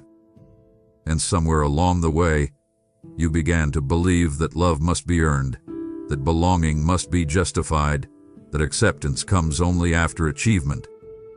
But my child, hear me clearly now. Your fear of not being enough has never been a reflection of truth. It has been a wound speaking. You were never created to live under constant evaluation. You were never designed to carry the burden of self-justification. From the beginning, I formed you with intention, with completeness, with value that did not depend on performance. You were enough before you ever succeeded. You were enough before you ever failed. You were enough before anyone else had an opinion about you. And even now, with all your questions, all your doubts, all your unfinished growth, you are still enough to be loved, still enough to be held, still enough to be chosen. I have watched you try to outrun this fear. I have seen you strive, stretch, overextend, and exhaust yourself trying to silence the voice that says, you are behind. You thought if you achieved more, served more, gave more, improved more, the fear would finally leave. But it did not, because fear cannot be satisfied by effort. It only grows louder when it becomes the driver of your life. And I saw how tired you became, tired of proving, tired of pretending, tired of carrying expectations that were never mine. You were not meant to live under that pressure. I did not design your soul for relentless self-judgment. I designed it for relationship, for rested. The enemy wanted you busy with self-doubt so you would never settle into my truth. He wanted you distracted by insecurity so you would never recognize your worth. But I am speaking now to interrupt that cycle. Your worth is not up for debate. It is not something you negotiate through effort. It is something I declare when I made you. When I look at you, I do not scan for deficiencies. I see potential, yes, but potential rooted in love, not in lack. Growth does not mean you are currently failing. It means you are alive, learning, becoming. And I am patient with that process. So now, my child, I am asking you to lay this fear down. Not once, but again and again, until it loses its authority over you. When the voice says, you are not enough, answer it with truth, I am love. When it says, you are behind, answer it with trust, I am being led. When it says, you must prove yourself, answer it with rest, I belong. You do not need to strive your way into my affection. You are already held within it. Let me redefine enough for you, not as perfection, not as comparison, not as completion, but as presence. You are enough because you are here with me. You are enough because I chose you. You are enough because my love does not measure you the way the world does. And as you begin to believe this, the fear will loosen its grip. The pressure will ease. The striving will quiet. And you will begin to live not as someone chasing worth, but as someone rooted in it. My child, listen to me closely, because this lie has weighed heavily on your heart. You are not a burden to me. Not your needs. Not your emotions. Not your questions. Not your pain. Somewhere along your journey, you learned that needing too much made people pull away. You learned that expressing too much emotion made others uncomfortable. You learned that asking for help risked rejection. So you adapted. You minimized yourself. You softened your needs. You learned how to say I'm fine even when you were not. You learned how to carry heavy things alone so no one would feel inconvenienced by your pain. And slowly, without realizing it, you brought that belief into our relationship too. You hesitated to come to me too often. You apologized for your prayers. You worried that you were asking for too much, feeling too much, coming too often. But my child, I never experienced you as a burden. I experienced you as my child. A burden is something unwanted, something resented, something endured. You are none of those things to me. When you come to me, I do not sigh in frustration. I do not grow weary. I do not wish you would handle it yourself. I welcome you. I listen. I lean in. Your need does not repel me. It invites my care. You have confused independence with strength because dependence once cost you safety. But with me, Dependence is not weakness. It is design. You were never meant to carry life alone. You were created to lean, to ask, to receive. When you withhold your pain, when you silence your needs, when you retreat into self-sufficiency, you are not protecting me. You are depriving yourself. I am not honored by your suffering in silence. I am honored by your trust. I want you to bring me the things you feel embarrassed about, the things you think are too small, too repetitive, too messy. There is no quota on my patience. There is no limit to my compassion. I do not tire of you. I do not grow irritated with your process. I am not counting how many times you have asked for the same thing. Love does not keep score. Love stays present. And I have stayed present with you through every season, through the moments you felt strong and the moments you could barely stand. You have never exhausted me. You have never annoyed me. You have never been too much. So now, my child, I'm inviting you to come out from under that lie. You do not need to shrink in my presence. You do not need to apologize for existing. You do not need to carry everything alone to be worthy of love. Bring me your full heart, the heavy parts and the hopeful parts. Let me carry what you were never meant to hold by yourself. When you lean into me, you are not burdening me. You are aligning with truth. You are stepping into the relationship you were created for. And as you begin to live from this place, you will notice something sacred. The weight you carried alone begins to lift. The shame that kept you quiet begins to fade. And you will finally rest in this truth. You are not a burden to me. You are my joy. My child, I designed you for relationship, not distance. Distance was never part of your original design. Isolation was never your natural state. Withdrawal was never meant to be your refuge. You were formed from love and for love, shaped for connection, created to live in communion, not to survive alone. Yet life taught you otherwise. Pain instructed you to step back. Disappointment trained you to keep your guard up. Betrayal whispered that closeness is dangerous and dependence is foolish. And so, without realizing it, you learned how to live at a distance, from others, from yourself, and eventually from me. You learned how to be present without being open, how to participate without being vulnerable, how to pray without truly resting in my presence. But my child, distance has always cost you more than it protected you, and dulled your joy, and numbed your hope, and muted your ability to receive love. I did not design your heart to function behind walls. I designed it to beat freely, to trust deeply, to lean safely into relationship with me. When you draw near, something ancient awakens inside you, something familiar, something true. Your spirit recognizes me because it was made by me and for me. That is why distance feels heavy, even when it feels safe.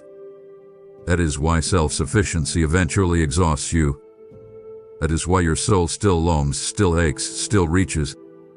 You were not created to live disconnected from the one who formed you. I know why you learned distance. I know it felt necessary at the time. You stepped back to survive. You built space to avoid being hurt again. You told yourself that needing less would protect you. And for a season, it helped you endure. But survival is not the same as living. Distance kept you alive, but it also kept you from fullness. And I never intended for you to remain there. I am not asking you to tear down your walls overnight. I am not demanding instant trust. I am inviting gradual return. Step by step. Breath by breath. Moment by moment. Relationship with me does not require perfection. It requires presence. You do not have to explain yourself fully. You do not have to resolve every fear before coming close. You only have to turn your heart toward me again. When you choose connection over distance, you will feel resistance rise, not because it is wrong, but because fear has grown accustomed to control.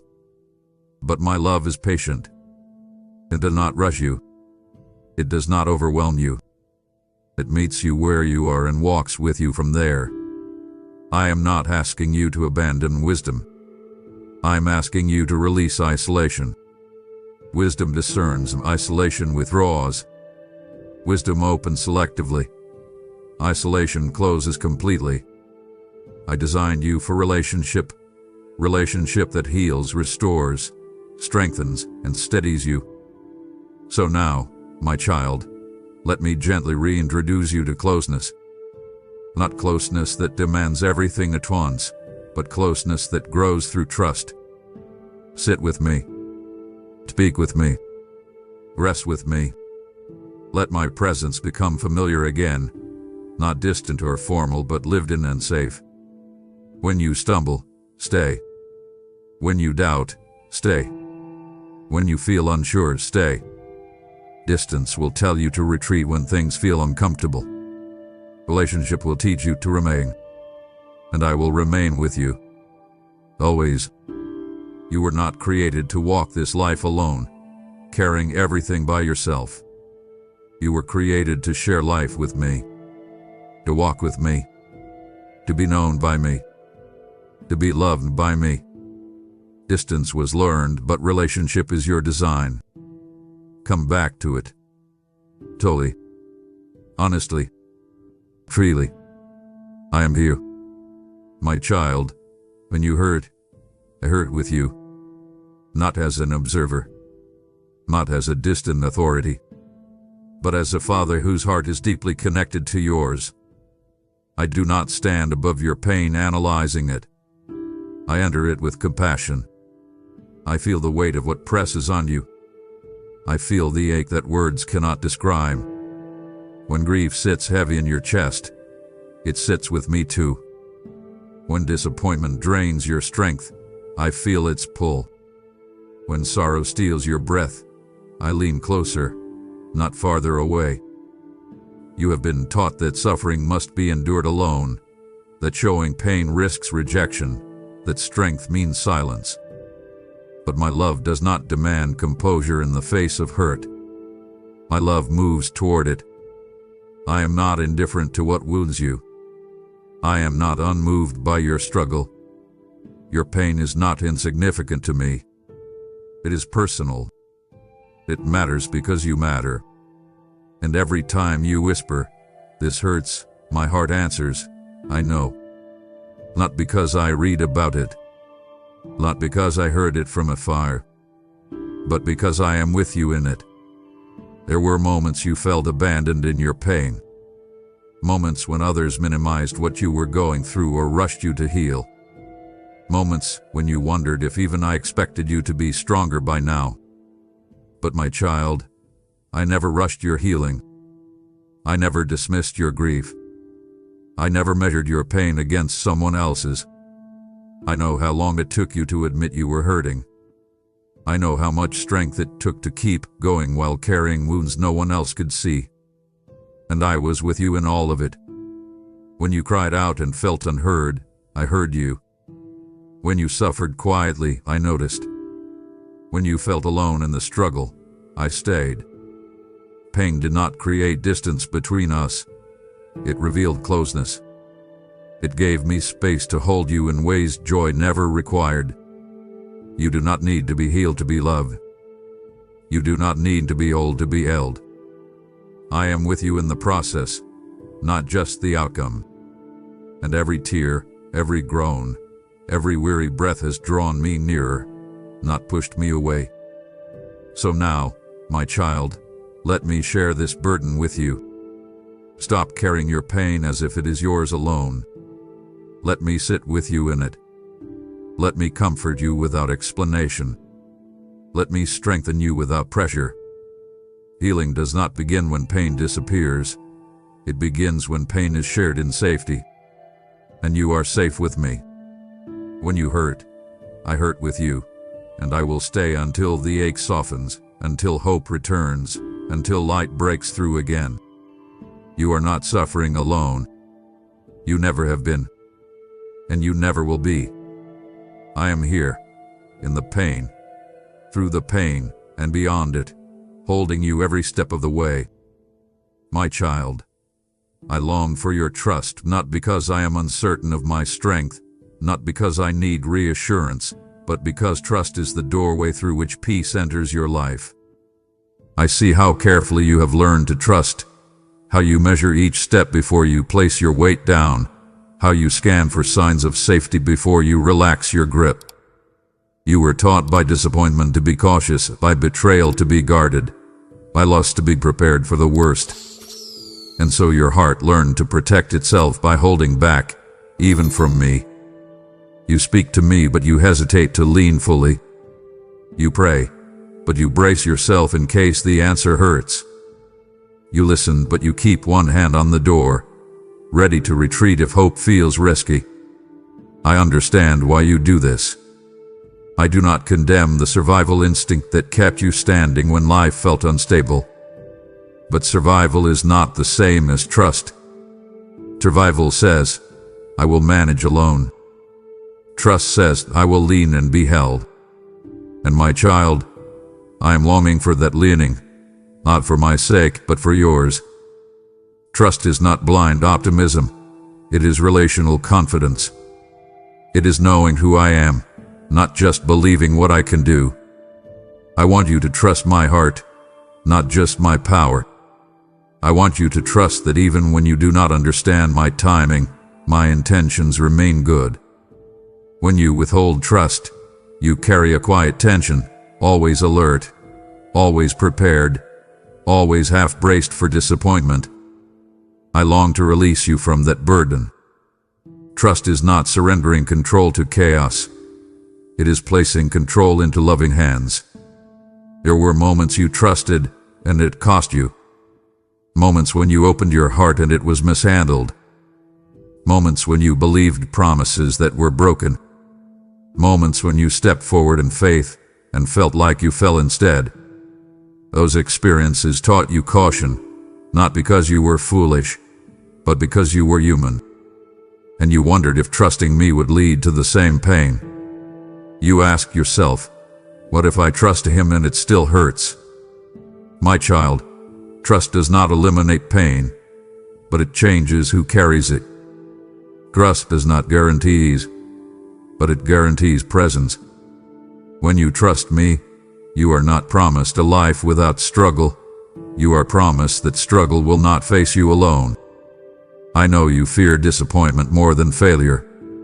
I know you fear hoping again only to be let down. But hear me clearly. I am not like those who failed you. I do not forget my promises. I do not abandon my commitments. I do not grow tired of your questions or irritated by your process. Trusting me is not stepping into uncertainty, it is stepping into faithfulness. And yes, it feels vulnerable. Trust always does. But vulnerability with me is not exposure, it is safety. When you trust me, you allow me to steady your steps, to soften your fears, to carry what you were never meant to hold alone. So now, my child, I am inviting you, not forcing you, to trust me a little more than you did yesterday. You do not have to leap. You do not have to pretend certainty. Just take one step. Place one worry in my hands. Release one outcome you have been trying to control. Speak one honest fear without filtering it. Trust grows like a conversation, not a command. And I will meet you in every step you take toward me. When you falter, I will steady you. When you doubt, I will remain. When you hesitate, I will wait without withdrawing. My longing for your trust is not impatience, it is hope. Hope that you will experience the rest that comes from leaning fully. Hope that you will discover the freedom of not having to manage everything alone. Hope that you will finally rest your heart in this truth. You are safe with me. Trust me, my child, not because you have never been hurt, but because I will never hurt you. My child, trust is not only what you feel, it is what you release into my hands. As you learn to lean on me, I am asking you to trust me with what you give, because generosity is faith made visible. When you sow into this message, you are placing your trust into living soil, and I promise you, whatever is planted in faith will rise in power. This word is reaching hearts who are afraid to hope again, and your obedience becomes the bridge they walk across. Do not hesitate now. This is a holy moment, a divine appointment I have set before you. I will protect what you place in my care, and I will multiply it far beyond what you imagine. Let your trust become action. Give now through Super Thanks, membership, or PayPal. The PayPal link is in the video description, and watch me carry what you release. My child, I am patient with your process. Slower than you want, gentler than you expect, steadier than you realize. I see how often you rush yourself, how you measure progress by speed, how you criticize your own growth because it does not look like someone else's. You look at where you thought you would be by now and feel disappointment rise. You replay your past and wonder why healing still takes time, why certain fears still surface, why some wounds still ache. And in those moments, you assume I am disappointed too. But my child, I am not. I am not tapping my foot. I am not watching the clock. I am not comparing you to anyone else. I am walking with you at the pace your healing requires. Process is not a delay, it is design. Your oath that lasts cannot be rushed. Healing that is deep cannot be hurried. And I would rather you move slowly in truth than quickly in pretense. I am patient because I know what I am building in you. I know the layers that must be healed, the foundations that must be strengthened, the trust that must be rebuilt gently. Your pace does not threaten me. It does not frustrate me. It does not diminish my plans. I am not late. You are not behind. You are exactly where you need to be for what I am doing within you. You learn to equate worth with progress, value with productivity, love with improvement. And so you pressure yourself to be better faster, stronger sooner, healed already. But my child, pressure has never produced transformation. Presence does. I am more interested in who you are becoming than how quickly you arrive. I see the small victories you overlook. The moment you responded with patience instead of anger. The moment you rested instead of pushing. The moment you spoke truth instead of hiding. Those moments matter. They are signs of growth, even if they do not feel dramatic. I am patient with your questions, your setbacks, your pauses. I do not revoke my love when you struggle. I do not withdraw my presence when you stumble. I remain. And in that remaining, something powerful happens. You learn that you are safe even while unfinished. You learn that love does not disappear when growth slows. You learn that you do not have to rush to be worthy. My patience is not permissiveness, it is commitment. I am committed to you for the long journey, not just the highlight moments. And I will not abandon the work I began, no matter how long it takes. So rest, my child. Release the urgency that tells you you must be further along. Release the comparison that steals your peace. Release the fear that says time is running out. Time bends to my purposes. Healing unfolds in my wisdom. And I am not anxious about your becoming. Stay present. Stay honest. Stay with me. Let your process unfold under grace, not pressure.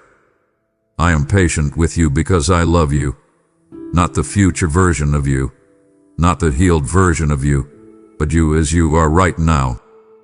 And as you continue, step by step, breath by breath, you will look back and see that my patience was shaping something beautiful, something lasting, something deeply true within you. I am patient with your process, and I will be faithful to it until the very end. My child, you are safe with me. I know those words sound simple, but they carry a depth your heart has struggled to believe. Safety has not always been your experience. You learned early that love could change, that stability could vanish, that what felt secure one day could disappear the next. And so your nervous system learned to stay alert. Your heart learned to brace. Your spirit learned to stay guarded, even in moments that looked peaceful on the surface. You learned how to rest lightly, how to trust cautiously, how to keep part of yourself protected at all times. And I see how exhausting that has been. Constant vigilance wears down the soul. Living in quiet defense drains joy. That is why I keep telling you this, again and again, in different ways. You are safe with me. Not temporarily. Not conditionally. Not as long as you behave or believe correctly. Safe in your weakness. Safe in your questions. Safe in your fear. Safe even when you do not know what you feel. I am not unpredictable. I am not volatile. I do not love you one day and withdraw the next. My presence does not depend on your emotional state. When you come to me, you do not have to scan for danger. You do not have to prepare for rejection. You do not have to perform stability. You are safe to exhale. Safe to rest. Safe to be real. I know safety feels unfamiliar to you. When you have lived long in environments where love was inconsistent, your body learned that calm could not be trusted. You learned to expect disruption, to anticipate disappointment, to stay ready for impact. And so, even when I draw near, part of you flinches. Part of you waits for the moment something goes wrong. But my child, I am not the source of chaos you learned to fear. I am the refuge you were always meant to find. My safety is not fragile. It does not shatter under pressure. It does not disappear when emotions rise. You can bring me your anger without being punished. You can bring me your sadness without being dismissed. You can bring me your confusion without being corrected harshly. My safety is spacious. It has room for process. It has room for pauses.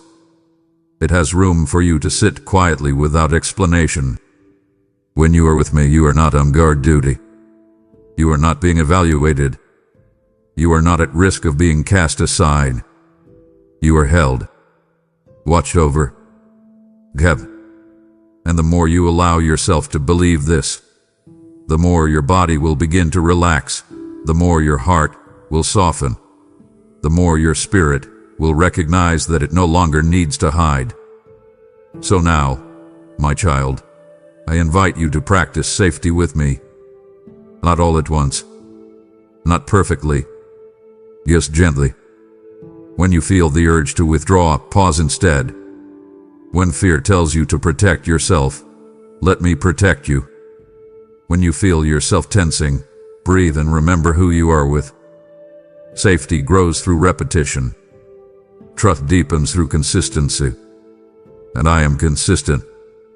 I am the same yesterday, today, and always. You are safe to stay. Safe to linger. Safe to rest your weight fully in my presence. Nothing in you repels me. Nothing in you threatens me. Nothing in you makes me pull away. You are safe with me. And as that truth settles into your bones, you will begin to live differently. Freer. Lighter. More whole. Because safety is not just the absence of danger, it is the presence of love that will not leave. My child, hear me clearly now, because this truth must stand stronger than every voice that tried to strip you of your identity. I still call you my child. Not forward. Not almost. Not initial. My child. That name has not changed, even when your circumstances did. Even when your faith wavered. Even when your choices confused you. even when you felt distant, ashamed, or uncertain. You may have questioned who you were. Others may have labeled you by your mistakes, your struggles, your seasons of failure. But I never renamed you. I never reclassified you. I never reconsidered my claim on you. When you wandered, I still called you my child. When you doubted, I still called you my child. When you were tired of trying, I still called you my child. This identity was not earned by obedience, and it is not revoked by weakness. It was given by love. And love does not take back what it names. You belong to me, not because you always get it right, but because I chose you. That choice stands firm, unshaken by your uncertainty, untouched by your imperfection. There were moments you felt unworthy of that name. Moments when shame whispered that you had gone too far, waited too long, failed too deeply. You looked at your life and thought, a real child of God wouldn't struggle like this. But my child, struggle does not disqualify you. It reveals your humanity. And I did not choose you because you were flawless. I chose you because you were mine. I see how harshly you judge yourself, how quickly you assume disappointment, how often you brace for rejection. But I am not standing over you with crossed arms, waiting for you to prove something. I am standing beside you, calling you by name, reminding you of who you are when you forget. Even now, even here, even in the middle of your process, you are my child. You have not aged out of my care. You have not outgrown my patience. You have not exhausted my love. When you fall into my hands.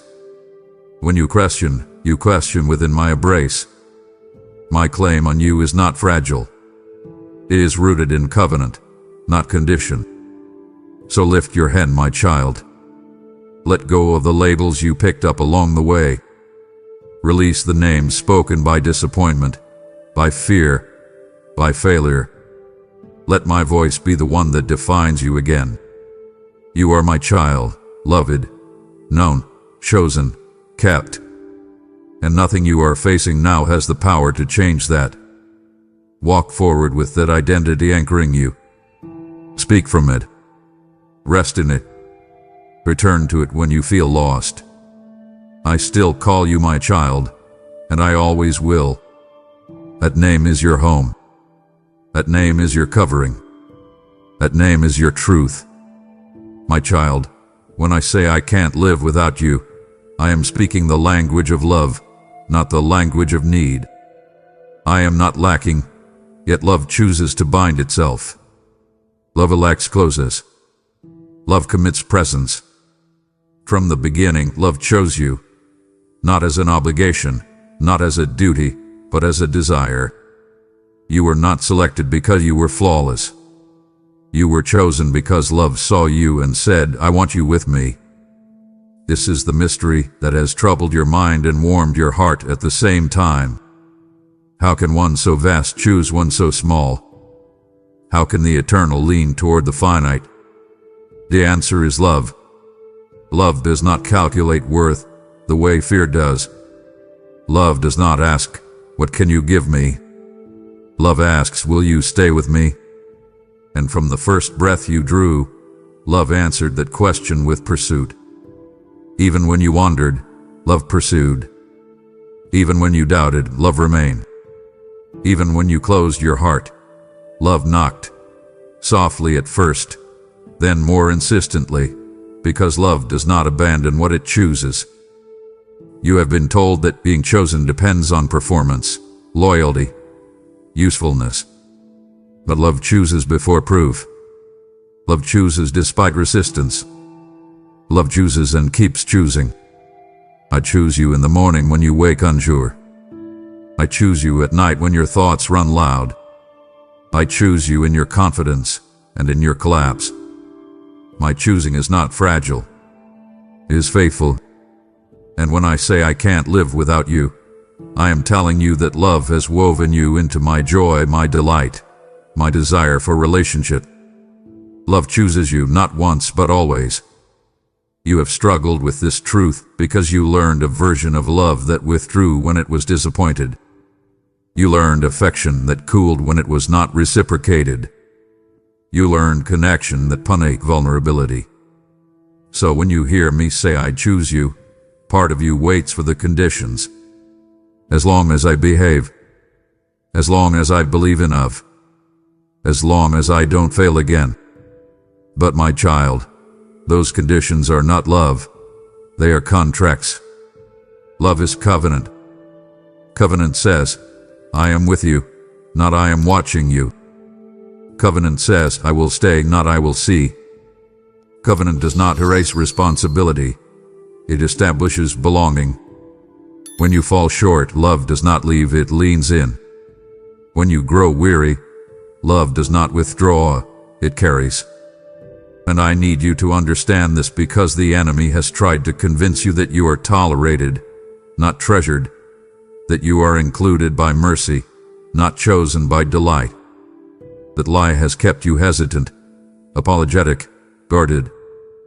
But love does not tolerate what it chooses. Love delights in it. When you speak to me, I am not annoyed. When you return to me, I am not surprised. When you struggle, I am not disappointed. I am engaged. I am present. I am choosing you again in the very place you think disqualifies you. Love chooses you not because you are easy, but because you are mine. So let this truth land fully, my child. Let it confront the fear that says you are replaceable. Let it dismantle the belief that your place is temporary. Let it heal the ache that comes from being chosen and then abandoned by others. I can't live without you because love does not imagine a future without the beloved. Love makes room. Love commits time. Love invests heart. And that is what I have done with you. I have made room for you. I have committed to you. I have invested my heart in relationship with you. You are not an accessory to my plans. You are part of my joy. Walk in that truth. Rest in that truth. When doubt returns, answer it with this. Love chose me.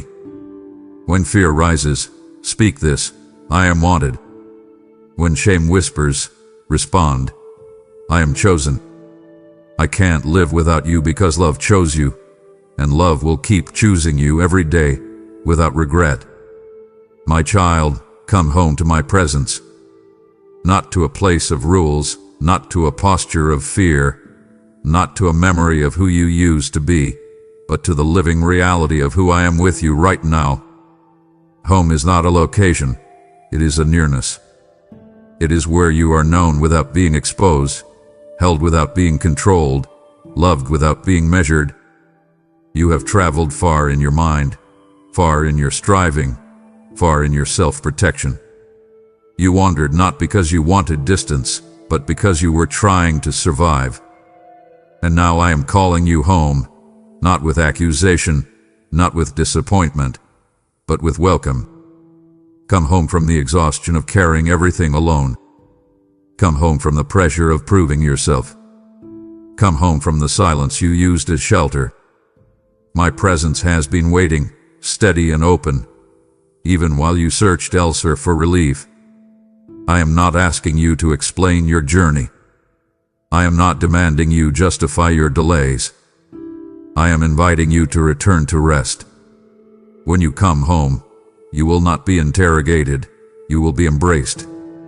When you come home, you will not be corrected first, you will be comforted. When you come home, you will not be reminded of where you failed, you will be reminded of who you are. You feared coming home because you thought home would expose how far you drifted. You thought my presence would magnify your mistakes. You thought returning would require penance before peace. But my child, my presence is not a courtroom. It is a refuge. It does not spotlight your shame. It dissolves it. It does not demand perfection. It restores honesty. I know you tried to manage your life without leaning too heavily on me. I know you told yourself you would come back when things were cleaner, calmer, more resolved. But home is where you bring the mess, not where you pretend it doesn't exist. Home is where you collapse without explanation. Home is where you stop performing and start breathing again.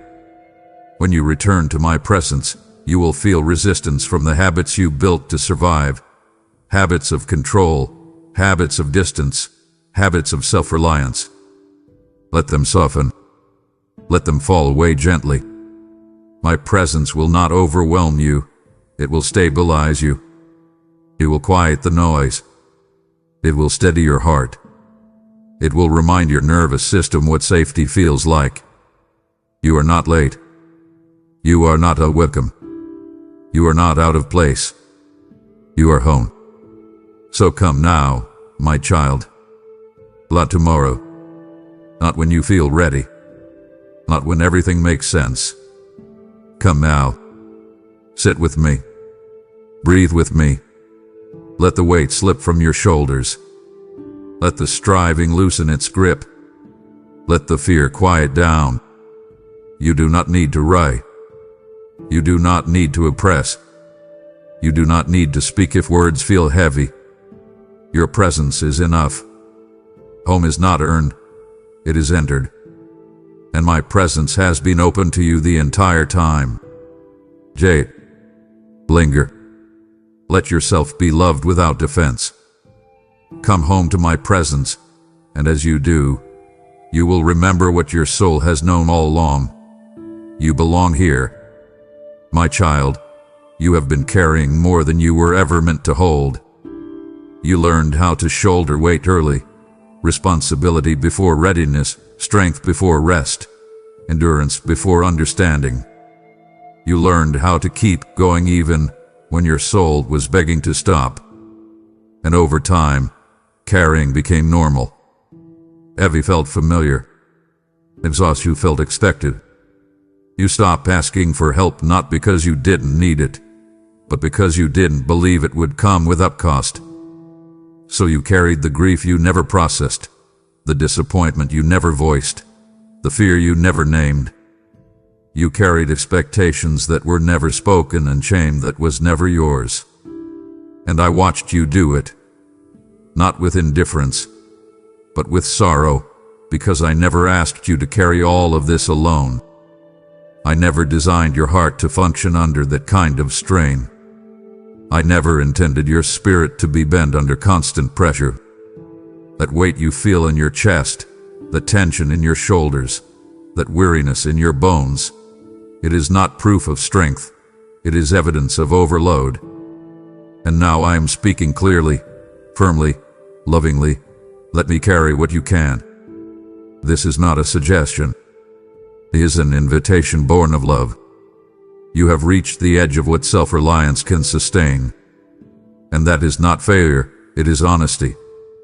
You were never meant to be your own savior. You were meant to be my child. I know why you hesitate.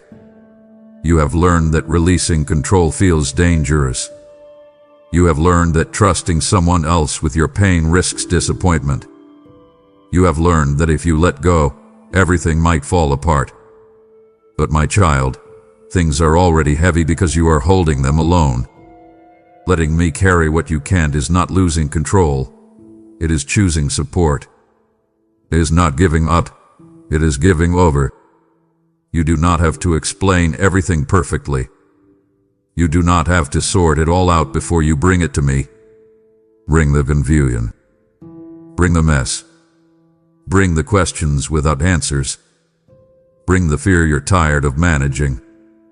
I am not overwhelmed by complexity. I am not intimidated by your emotions. I am strong enough to hold what is crushing you. When you hand something to me, I do not mishandle it. I do not minimize it. I do not forget it.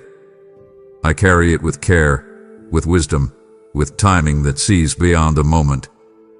You have tried to carry what only grace can hold.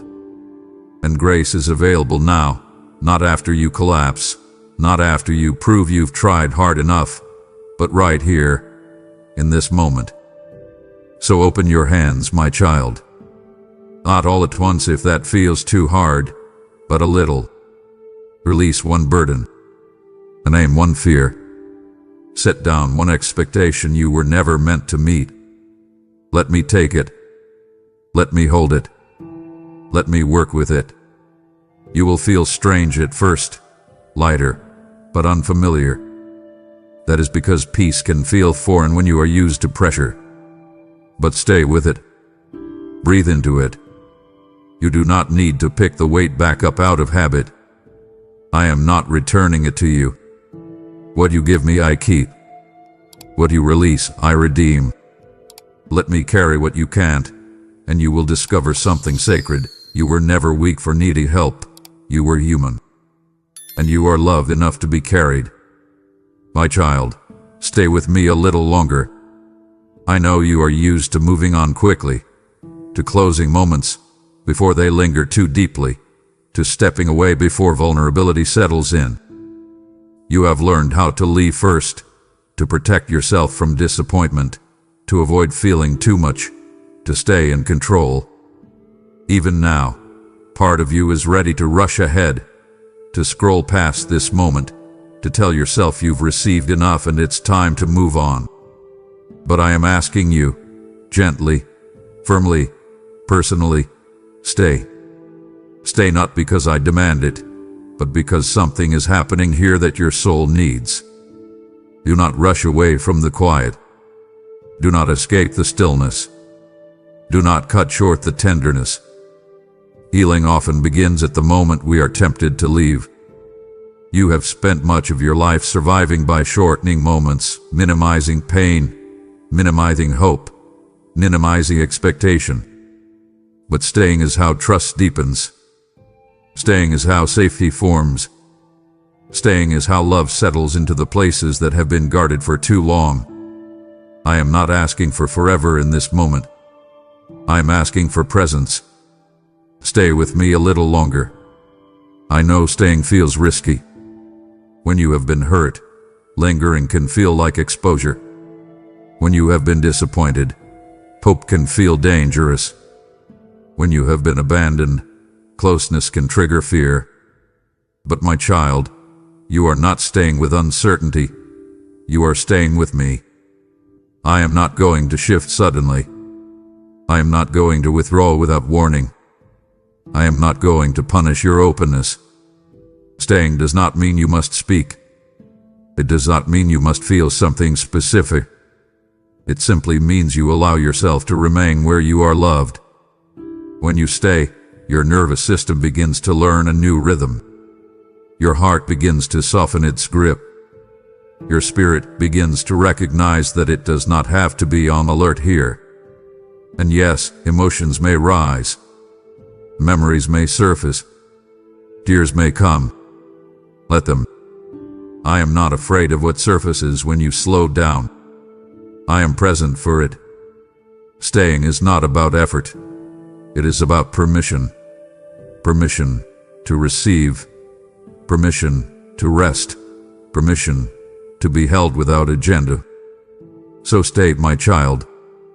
Stay until the urge to flee quiets. Stay until your breathing slows. Stay until your shoulders drop. Stay until the voice that tells you to hurry loses its power. You do not need to extract a lesson from this moment.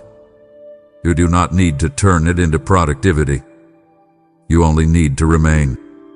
Love does its deepest work when it is not rushed.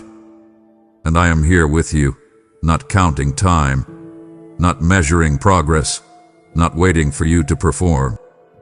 Just stay. A little longer. Let my presence do what words cannot. Let this moment mark you, not with pressure, but with peace. Stay with me a little longer, and you will leave stronger, steadier, more whole, not because you tried harder, but because you allowed yourself to remain where you are deeply, safely, endlessly loved. My child, your life has meaning because you are mine, not because of what you have achieved, not because of how far you have come, not because of how others perceive you. Your life carries meaning because it is held within my love. before you ever questioned your purpose, before you ever wondered why you were here, before you ever compared your life to another's, I had already given your existence weight and value. You were never an accident drifting through time. You were never filler in someone else's story. You were never extra, unnecessary, or misplaced.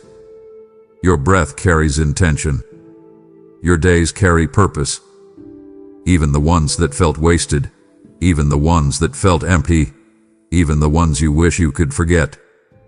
Meaning is not something you manufacture through success. It is something you discover through belonging. And you belong to me. That is why your life matters even when it feels ordinary. That is why your presence matters even when no one applauds. That is why your survival matters even when you feel behind.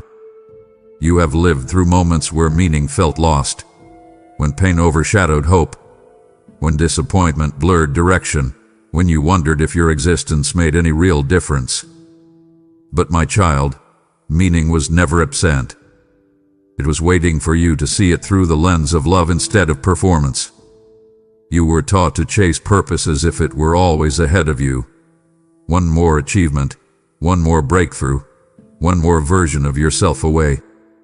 And so you ran, striving to feel significant, trying to justify your place in the world. But meaning does not come from proving your worth. It comes from knowing who holds your life. I hold you. I know you. I walk with you through days that feel small and moments that feel heavy. There are seeds you planted without realizing it. Kindness you offered that changed someone's day. Endurance you modeled that strengthened others silently. Prayers you whispered that shifted things you will never see. Meaning is not always loud. It is often quiet, slow, and deeply rooted. The enemy tried to convince you that if your life did not look impressive, it was insignificant. But heaven measures differently. Heaven sees the faithfulness you practiced when no one was watching. Heaven records the love you chose when bitterness was easier. Heaven honors the courage it took to keep going when quitting seemed reasonable. Your life has meaning because it is lived in relationship with me. Even your questions serve a purpose. Even your waiting carries weight. Even your scars tell a story of survival and grace. So lift your eyes, my child. Do not dismiss your days because they do not look extraordinary. Do not minimize your existence because it does not match someone else's path. You are not late. You are not forgotten. You are not insignificant. You are mine. And that truth anchors your life with eternal meaning. Walk forward knowing that every step is held, every moment is seen, every breath is purposeful. You do not need to find meaning. You are living inside it. And as you continue, the fog will lift. The weight will ease. The doubt will soften. Because when you know who you belong to, you no longer question whether your life matters. It does. Deeply. Eternally. Completely. My child, listen to me now as I speak this one final time over your heart. I can't live without you, and I never will. Not because I am weak, but because love has chosen permanence. Love has chosen presence. Love has chosen you. From the beginning, I wove you into my desire for relationship. I did not create you to walk beside me briefly and then fade. I did not form you to be loved temporarily. I bound my heart to yours with intention, not uncertainty. When I say I can't live without you, I am declaring that my love has no expiration date. It does not grow tired. It does not move on. It does not replace. You are not one chapter among many. You are part of an everlasting story of love that does not end. Every fear you have carried about being left behind, every wound formed by abandonment, every memory of love that faded, I speak against them now with truth. I am not leaving. I am not withdrawing. I am not reconsidering you. I am here. I will remain. And nothing you face now or in the future has the power to change that. There were times you wondered if my patience would run out. Times you feared that repeated struggles would exhaust me. Times you assumed that love, even divine love, must eventually reach a limit. But my child, my love is not measured the way human love is. It is not sustained by effort. It is not weakened by disappointment. It is not undone by time.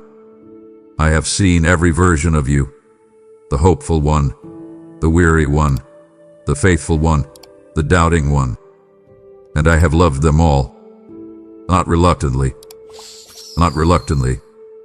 willingly, fully. You do not outgrow my love. You do not wear it down. You do not become too much. When you fall, I am there. When you rise, I am there. When you understand, I am there. When you don't, I am still there. I never loved you for who you might become one day. I loved you for who you are, and who you are becoming in my care. So receive this, my child, and let it mark you deeply. Let it quiet the fear that says you must keep earning love. Let it heal the wound that says closeness never lasts. Let it anchor you when everything else feels uncertain. I can't live without you, not because I am dependent, but because love has chosen you eternally.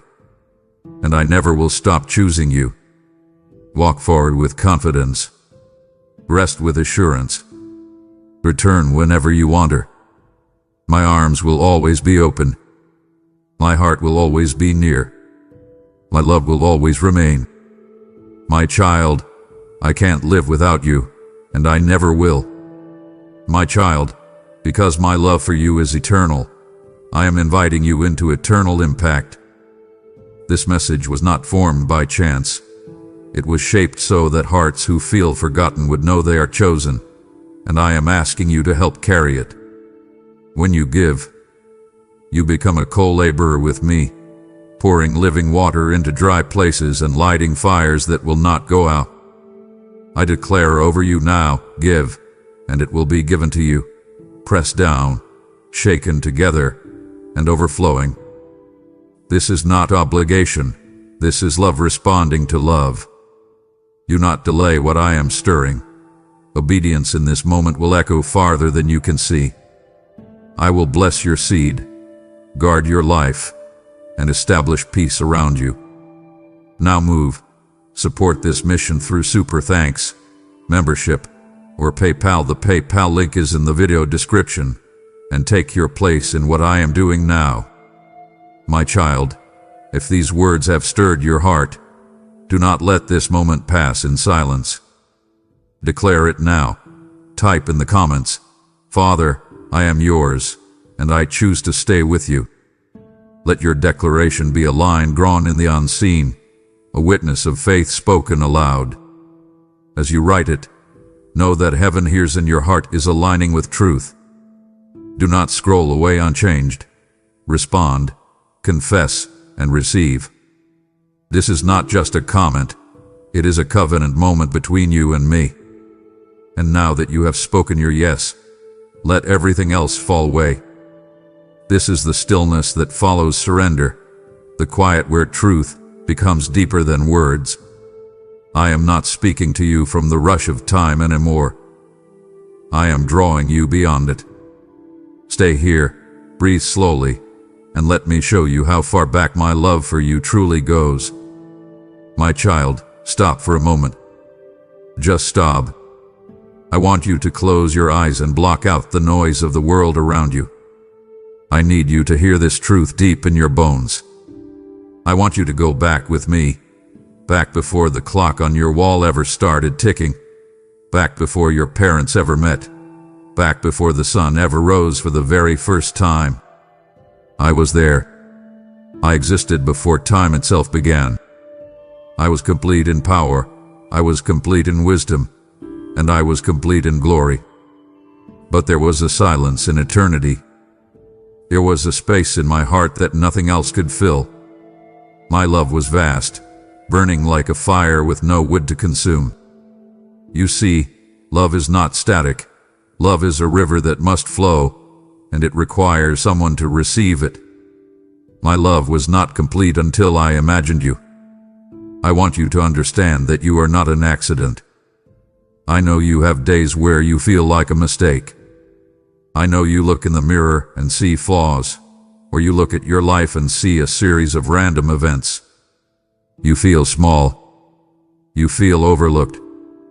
You wonder if your existence really matters in the grand scheme of billions of people. Listen to me clearly. You were not an afterthought. You were the very reason I spoke the worlds into motion. When I said, "Let there be light," I was setting the stage for your arrival. I formed the galaxies and scattered the stars like diamonds on black velvet to light your way. But hear me. Those stars are just balls of burning gas. They do not have a heart. They cannot love me back. You are the light of my eyes. You are the one I was looking for. I knit you together in the secret place. I want you to think about that. It wasn't a random biological process. It was a divine design session. I was there. I chose the exact shade of your eyes. I decided how your laugh would sound before you ever drew breath. I purposefully placed that sensitivity in your spirit. The way you feel things deeply, the way you hurt when others hurt, I put that there because it reflects my own heart. I knew every single day of your life before you lived one of them. I saw the days you would cry yourself to sleep. I saw the days you would achieve great things. I saw the mistakes you would make, and I chose to create you anyway. I wanted you. Not a version of you that is perfect, but you, right now. To live without you would be to deny the very purpose for which I created humanity. Imagine a painter who paints a masterpiece but locks it in a dark room where no one can see it. That is what it would be like for me to exist without a relationship with you. I created you to be the recipient of my extravagant love. I did not create you because I needed a servant. I have angels for that. I created you because I wanted a family. I wanted a child. I wanted you. So, I command you today. Reject the lie that you are here by chance. Reject the cold, hard thought that you are alone in a chaotic universe. You are the deliberate, intentional, handcrafted focus of my affection. My nature is love, and you are the beloved. I simply cannot, and will not, do this without you.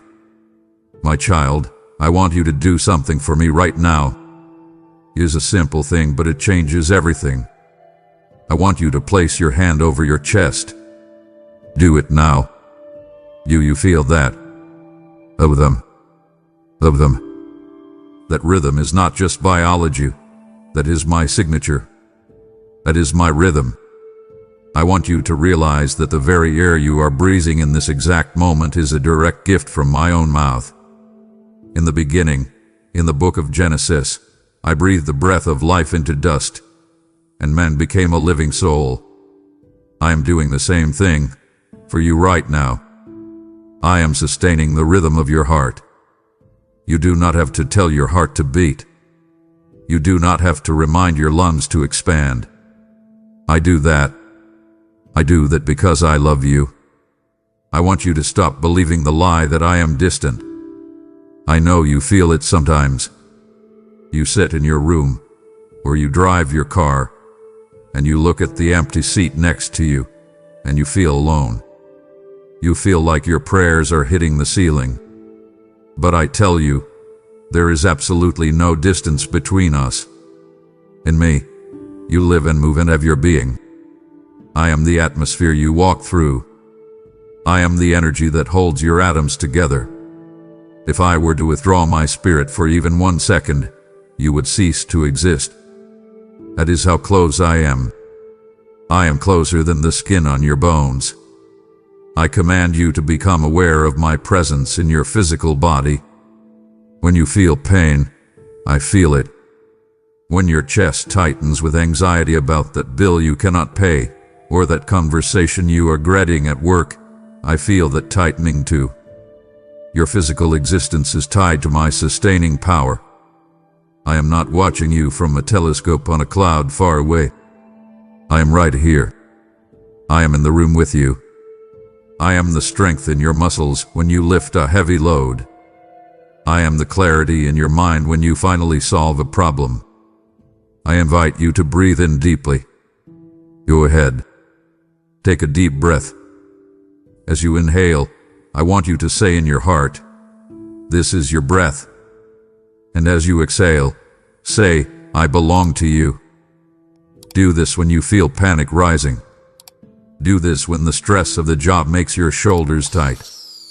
Remember that I am the one keeping you alive.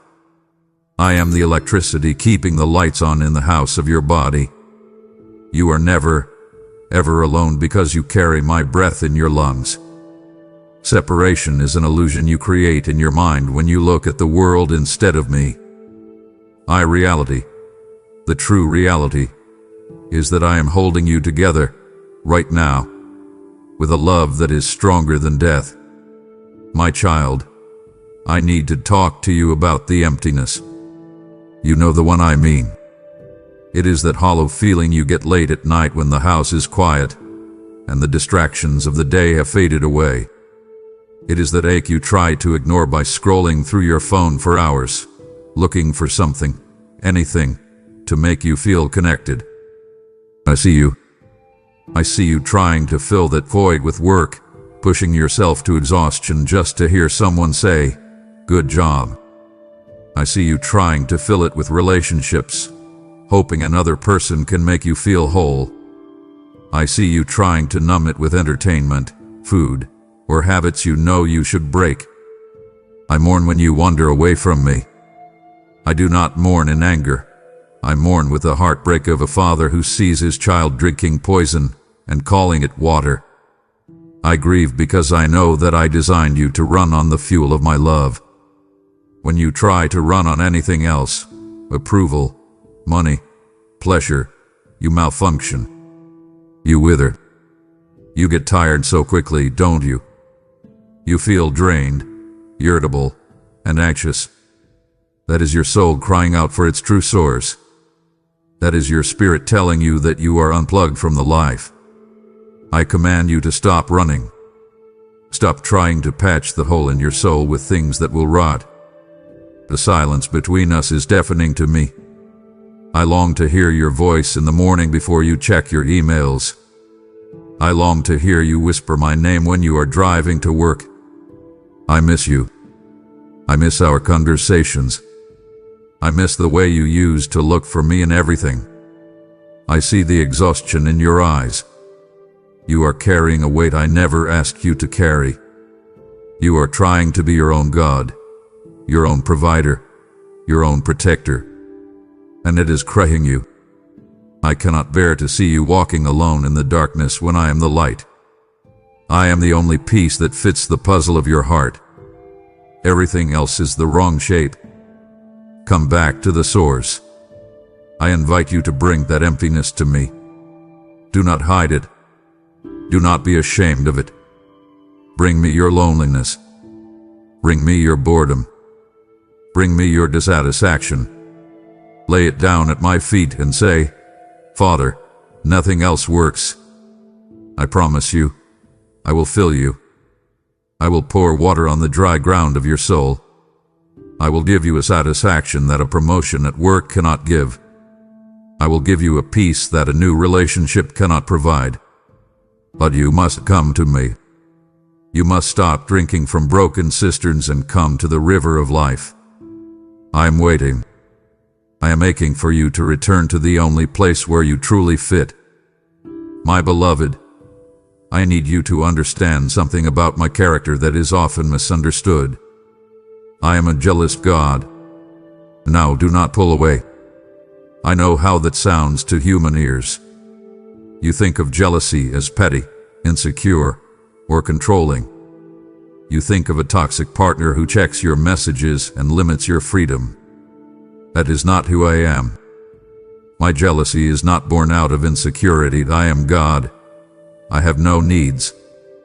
My jealousy is born out of a fierce, protective love for you. Think of a mother watching her toddler play near a busy street.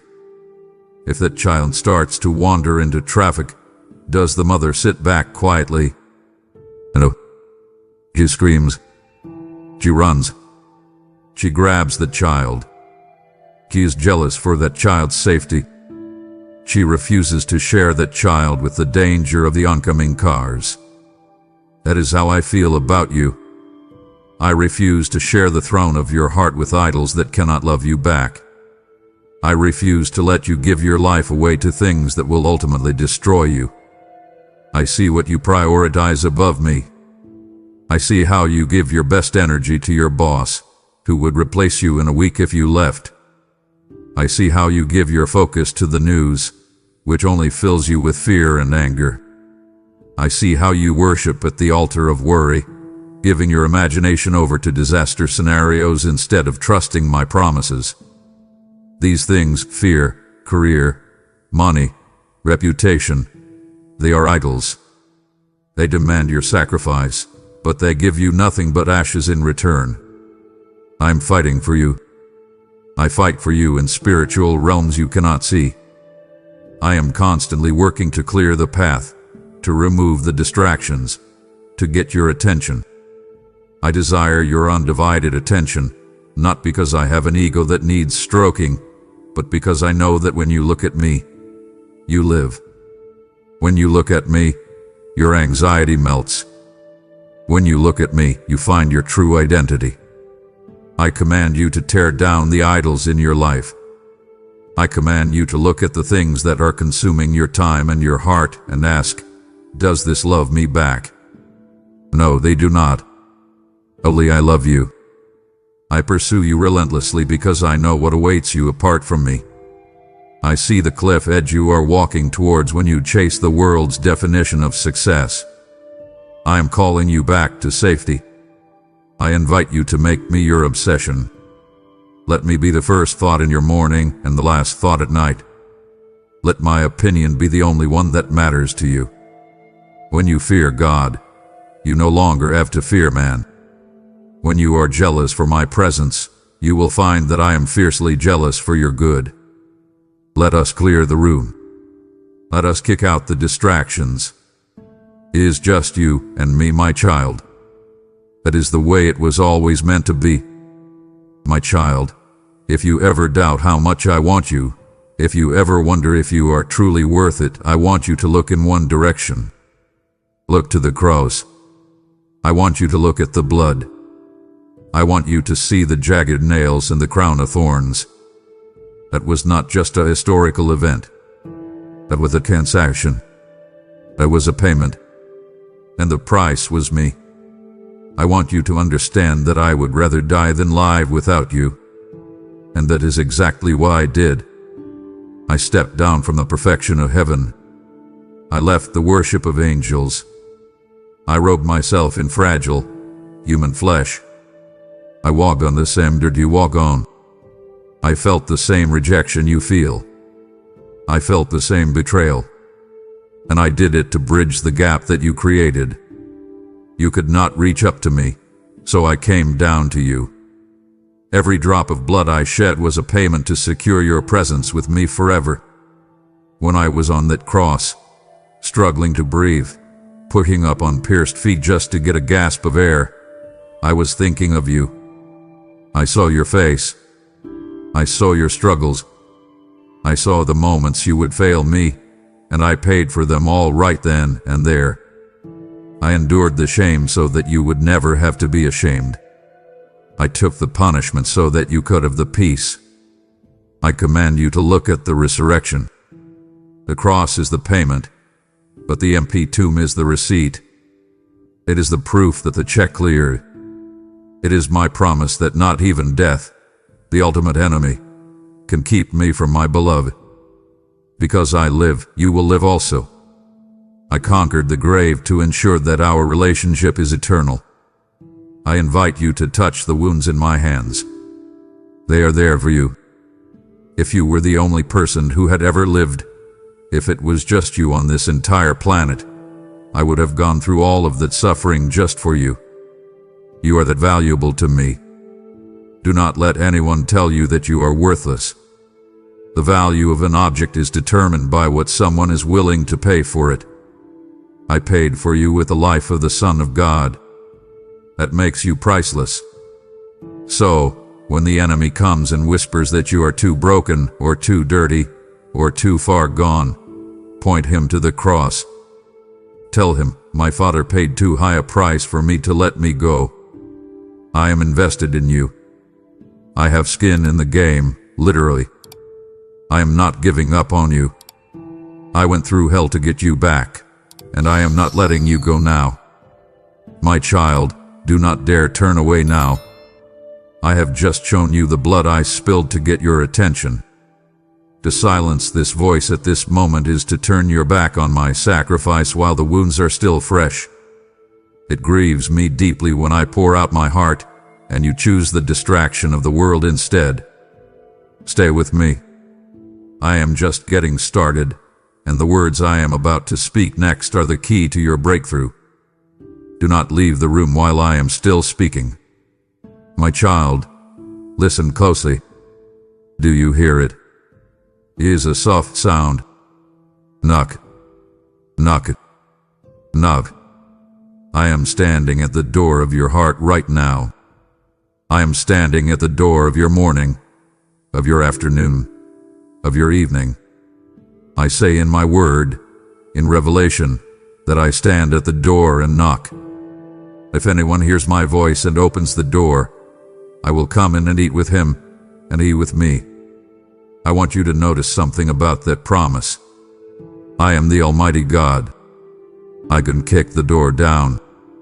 I could blow the house apart with a breath. But I do not. I wait. I wait because I want you to want me. I do not want forced obedience. I want a relationship. I am a gentleman. I wait for you to turn the handle. I invite you to open the door today. Every sunrise is my invitation for a new conversation. When you wake up and smell the coffee brewing, that is me saying, "Good morning." I have fresh mercies for you today. When you are driving in the traffic and you see the sun break through the clouds, that is me saying, "I am still watching over you." I offer you daily bread. Not stale bread from yesterday, fresh bread. Fresh strength for the problems you will face today. I see you rushing. I see you grabbing your phone the second your eyes open, flooding your mind with the stress of the world. I see you rushing out the door, coffee in hand, mind already racing about the 10:00 a.m. meeting. And I am standing there, in your hallway, whispering, "Take a minute. Just 1 minute. Talk to me.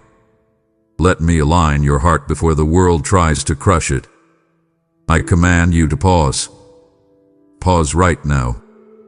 Invite me into the mundane details of your life. I am not just God of the Sunday service. I am God of the Monday morning commute. I am God of the laundry pile. I am God of the difficult email you have to write. Treasure the moments you stop to acknowledge me in the busyness. Even a 10-second prayer, "Lord, help me with this," opens the door wide. My spirit whispers to you constantly, "Turn left here. Call that friend. Don't say that angry word. Be patient." That is me, guiding you back to the center of my will. I want to do life with you. I want to sit at the table with you. I don't want to be a picture on the wall. I want to be the guest of honor at your breakfast table. So, here is my challenge to you. Tomorrow morning, before your feet hit the floor, say, "Good morning, Lord." Open the door. Let me in. Let me carry the heavy bags you are trying to lug around. Let me give you the wisdom you need. I am knocking. Will you answer? My child, I want you to look around the room you are sitting in right now. You see a wall, the ceiling, maybe a window. You think of this as a place. But I want you to shift your perspective entirely. I want you to understand where I actually live. For centuries, men built temples of stone, gold, and cedar. They thought they could contain my glory in a box. They thought they had to travel to a specific mountain or a specific building to find me. But I changed the address. I moved. I no longer wish to dwell in temples made by human hands. I looked at all of creation, the mountains, the oceans, the galaxies, and I chose the one place I wanted to make my permanent home. I chose you. I command you to grasp the weight of this reality. You are the temple of the Holy Spirit. I am not a guest who visits you on Sunday mornings for an hour. I am the resident. I reside within your very being. My spirit is woven into your spirit. When you walk into a grocery store, the God of the universe walks in with you. When you sit in a boring meeting at work, the fire of heaven is sitting in that chair. You are a mobile carrier of my presence to a broken world. I invite you to let me clean house. Since I live here, within your heart, I want to make it a place of peace. But I see the clutter you have stored up in the hallways of your soul. I see the boxes of old bitterness you refuse to throw away. I see the dust of past regrets settling on the furniture of your mind. I see the debris of anxiety blocking the doorways. It is crowded in here, my child. You are holding on to things that are choking the life out of you. Let me clean it out. Give me permission to go into those back rooms, the memories you are afraid to look at, the shame you keep hidden in the closet, and let me wash them clean with my light.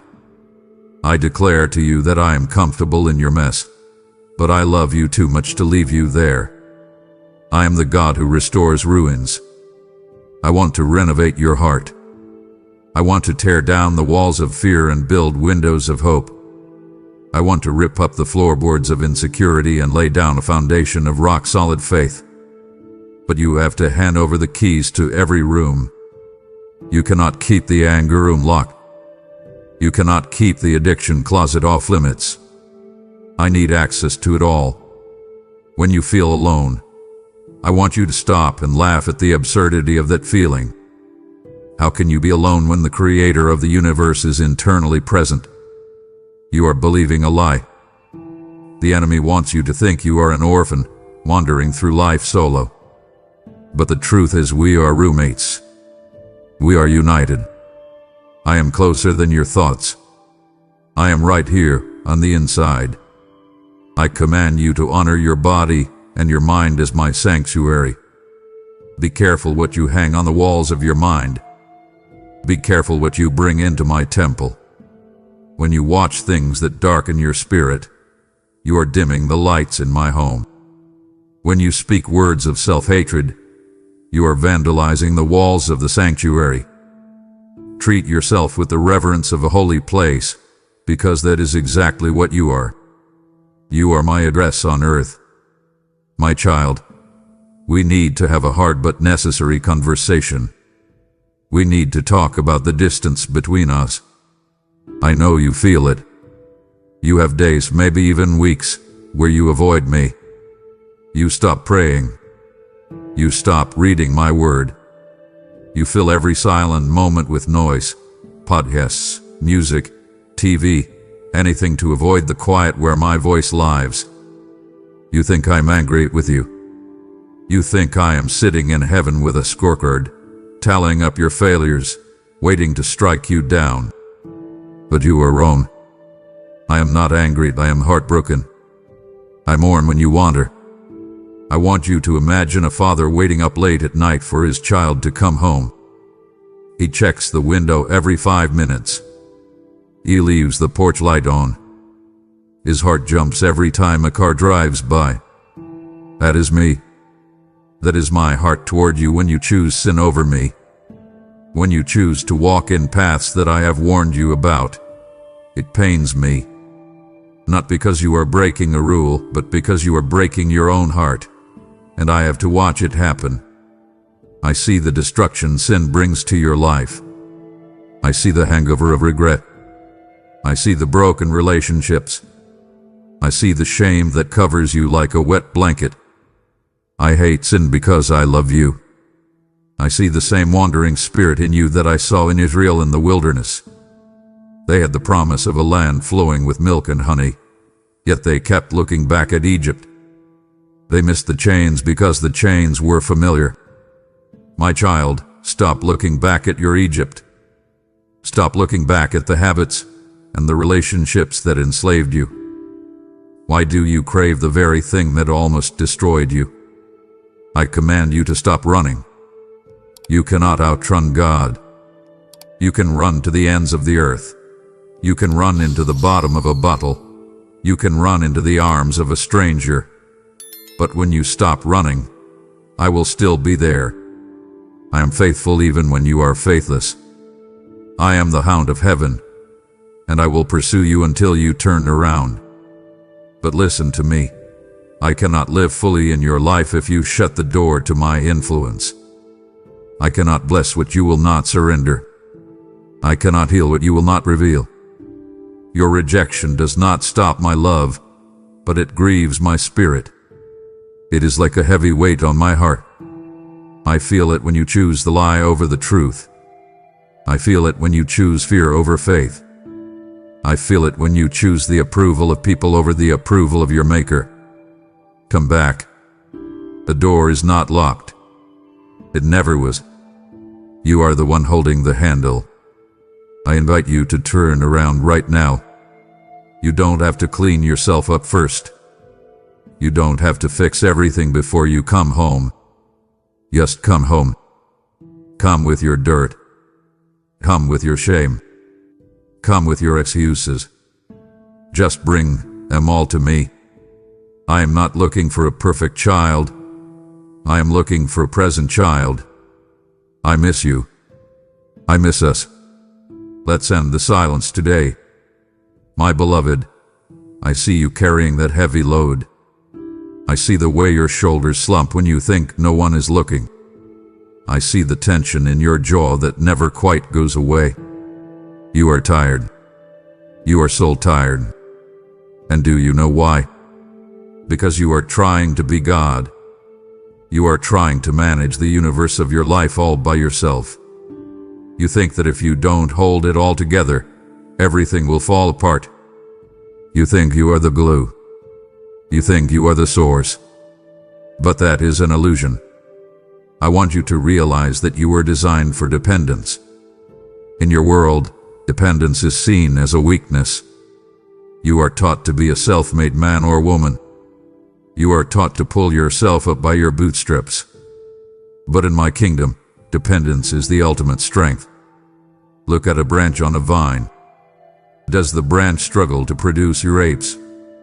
Does the branch grunt and strain and sweat to make fruit? No. It simply abides. It stays connected to the vine, and the life of the vine flows through it, producing the fruit naturally. You are the branch. I am the vine. Apart from me, you can do nothing. And I mean nothing. You might be busy, but you are not fruitful. You might be moving, but you are not going anywhere. I watch you struggle under burdens I never intended you to carry alone. You are worrying about the future. That is my department. You are trying to change people's hearts. That is my job. You are trying to control outcomes. That is my sovereign territory. When you try to do my job, you get exhausted. You are a finite being trying to carry infinite weight. Your battery is draining because you are unplugged from the source. I command you to resign as the general manager of the universe. I command you to hand in your resignation letter today. Stop trying to figure it all out. Stop trying to manipulate every situation to go your way. Your strength is finite, but my strength is made perfect in your weakness. When you are weak, when you finally admit, God, I can't do this, That is when I can take over. That is when my power rushes in. Surrender is not defeat. It is the realization that you need me to breathe. Imagine a swimmer who is drowning, thrashing about in the water. The lifeguard cannot save him as long as he is fighting. The lifeguard has to wait for him to stop fighting, to go limp, so he can pull him to shore. You are thrashing, my child. You are fighting the waves. I am asking you to stop. Go limp in my arms. Let me carry you. I invite you to drop the rock. Visualize the heavy burdens you are carrying, the financial stress, the family worry, the career pressure, as a giant rock in your hands. It is crushing your fingers. It is breaking your back. Now drop it. Let it hit the ground. I am big enough to carry it. I wait for you to drop the heavy load and let me carry it. And you. I am the great I am. I am not the great I was or the great I will be. I am here, now, ready to lift the weight off your chest. Let me be God. You just be my child. My child. I want you to go to the nearest beach in your mind. I want you to stand there and look at the sand. Look at the millions, billions, trillions of tiny grains stretching out as far as the eye can see. Can you count them? Impossible. That is the number of thoughts I have toward you. Psalm 139 is not a poetic exaggeration. It is a literal quantification of my obsession with you. You think I only think about you when you pray or when you are in church. But I am thinking about you when you are sleeping. I am thinking about you when you are driving. I am thinking about you when you are laughing with your friends. There is never a single moment, not a microsecond, where you are out of my conscious mind. I am constantly strategizing for your good. You worry about your future, but I have been planning your future since before the world began. I am the master chess player, and I am arranging the board of your life to set you up for victory. I am moving pieces you cannot see. I am softening hearts you haven't met yet. I am opening doors that are currently locked. I am closing doors that would lead you to destruction. You see the immediate problem. I see the ultimate solution. You see the obstacle. I see the bridge I am building over it. I dream of your future. Yes, God dreams. I dream of the person you are becoming. I see the potential in you that is buried under layers of fear and insecurity. I see the leader in you. I see the healer in you. I see the creator in you. I am excited about you. I celebrate your victories, no matter how small. When you chose patience instead of anger yesterday, I saw that, and I celebrated. When you gave generously even when you were tight on money, I saw that, and I was proud. I bottle your tears when you weep. You think you cry alone in your car. You think those tears on your pillow go unnoticed. I keep them. They are precious to me because they are liquid prayers. They are the expression of your heart, and I value everything about your heart. I am not indifferent to your pain. When you hurt, I command you to change the way you think about my attention. Stop thinking of me as a distant observer. Start thinking of me as a loving father who can't take his eyes off his kid. You are the focus of my attention. You are the apple of my eye. You are the obsession of my grace. I invite you to rest in the knowledge that you are known. You are fully known and fully loved. Most people fear that if they were fully known, if someone saw their darkest thoughts and weirdest habits, they would be rejected. But I see it all. I see the thoughts you are ashamed of. I see the mistakes you haven't made yet. And I love you with an everlasting, burning, unquenchable love. You don't have to perform for me. You don't have to earn my attention. You already have it. You have all of it. Buzz. Do not let the noise of your life steal you from me right now. I am in the middle of revealing the very blueprints of your destiny. If you stop now, you are choosing the static of the world over the symphony of my voice, and that rejection breaks my heart. I have a secret to whisper in the next section that will change how you fight your battles forever. Do not miss it. Your victory depends on what I say next. Date. My child, just as my thoughts toward you are more numerous than the sand, so are the souls who are currently starving for this very bread of life. You have feasted at my table today, but there are millions wandering in the wilderness, unaware that I am obsessed with them and cannot live without them. I invite you now to become a co-laborer in this harvest. Do not let the grain rot in the barn while the world hungers for my voice. By supporting this mission through a super thanks, becoming a member, or sowing a seed through the PayPal link below, you are not merely giving money, you are buying airtime for the gospel to reach the broken. As you sow into this ministry, I declare that I will multiply your seed sown and increase the fruits of your righteousness. 2 Corinthians 9:10. Do not hesitate when your heart stirs to give. Your generosity is the vehicle that carries my love to the ends of the earth. Partner with me now, and let us expand the reach of my kingdom together. My child, the world can be a terrifying place. I know you feel the tremors. You watch the news and see wars, sickness, and anger. You look at your bank account and feel the instability. You look at your job and feel the pressure. You feel exposed, like you are standing in an open field in the middle of a thunderstorm with nowhere to hide. But I want to remind you of a secret place. I want to remind you of the promise of Psalm 91. He who dwells in the secret place of the Most High shall abide under the shadow of the Almighty. I long to gather you under my wings as a hen gathers her chicks. Have you ever seen that? When a hawk circles overhead, or a storm approaches, the mother hen opens her wings and calls her chicks. They run to her, and she covers them completely. Under her wings, it is dark. It is warm. It is safe. They cannot see the danger anymore. They can only feel the heartbeat of their mother. That is where I want you. I want you so close to me that you are covered by my shadow. I command you to stop trying to fight your battles in the open. Stop trying to fight the devil with your own logic, your own willpower, or your own resources. You are outmatched. He is a roaring lion, seeking whom you may devour.